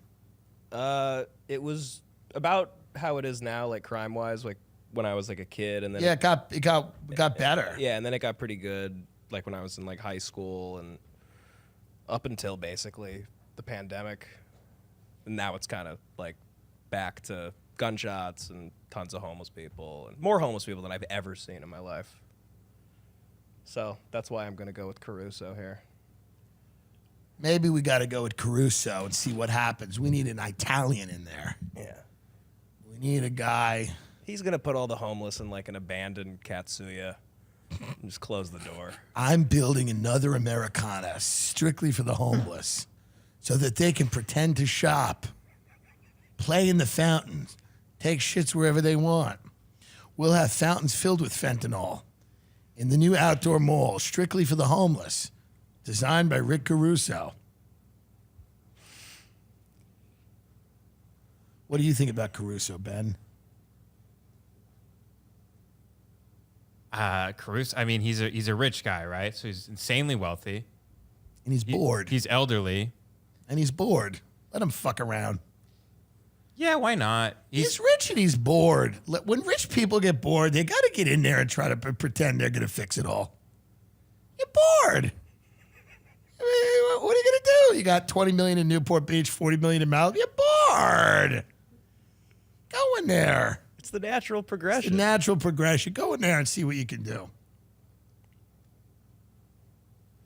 He goes, we're going to give the cops harpoons. Now, what do you think, Rick? How are you going to handle it? We're giving the cops better weapons, direct energy weapons. There's pulses and things you can do. And a lot of my friends at Raytheon, we've been having lunch over at the Miramar Hotel, the Rosewood Miramar. It's lovely. Get the salmon. And they've been telling me there are direct energy weapons we can use with pulses that will make people instantly drop to the street and start shaking. Thank you, Rick.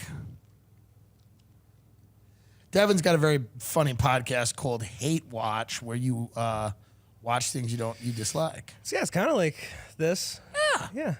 Not your show, but this one in particular. Yeah. Yeah. And you were just on it. It was yeah, we had a lot really of fun. great. Check out that episode, Hate Watch, with Devin Costa. Yeah. Can we put Ida in the chair to just talk about the Kardashians for 5 minutes? Yeah, sure. No.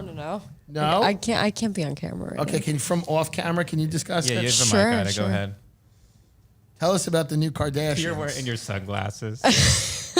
Can you tell us about the new season? that's Yeah, I can't say much, but it'll be on Hulu.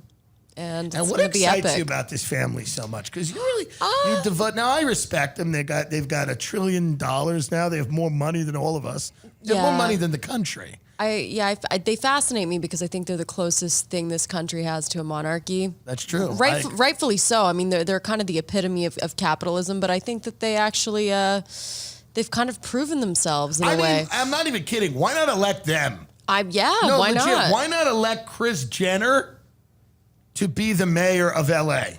No one's ever or the accused governor her of California. Like, Yeah. why not elect Kris Jenner to be the mayor? She'll make those homeless people stars. Truly. Mm-hmm. Yeah, no, 100%. She'll have those homeless people fucking each other on camera. She'll be releasing those tapes. Homeless people just need a show. Yeah. Homeless people really just need a show. And the fact that they don't have one is why they're not getting ahead in this town. And Kris Jenner will show them how to play the game. She's efficient. She's a beast. She gets it done. She She's a absolutely gets beast. it done. This will just be an elevated version, I think, of the E! Show. Well, now what I liked about the preview is they're threatening people now. They're like, we'll destroy them. Yes. Like, it used to be kind of, in the background. Now they're saying we have the resources and the time Yeah. to just destroy them all. Yeah, like Succession. Like I want to. Yeah. Yeah, Yes. it's Succession. For LA. It's Succession for retards, is what it is. It's Succession, but it's about lip gloss. And I think it's important. Play the Hulu. Can you play this, Ben? The new. Yeah, I think we can. If I hear music, though, I'm going to edit this Life out. without cameras was a big change for us. I think it's time Life to without see cameras was a big change. What did that last for? 2 months? I think less. It's Succession. So how does it feel to be back? We've had so much time off. We've kind of gone into our own world. They own you. I'm You excited know, for this this is what new I'd have. I'd be chapter. like, they're better than you. They own you, and you love it. And I've been in this game long enough to know that you just have to be yourself. They're gonna like you for who you are, not what you wear. I'm just kidding, obviously. My They're just pregnancy was hot. really public this time. I feel like we're being chased. Tristan and I are complicated. Trust takes time. Travis and I want to have a baby. Put the sample in this cup. We'll take our mics off. You don't get the audio.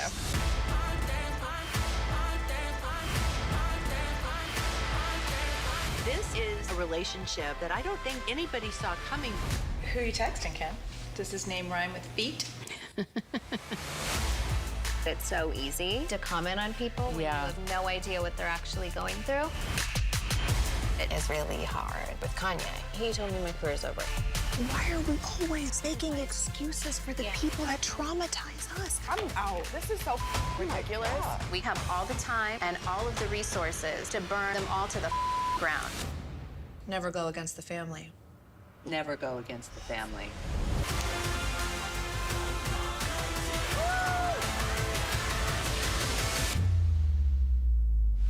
Dude, the last scene should be just Kris Jenner.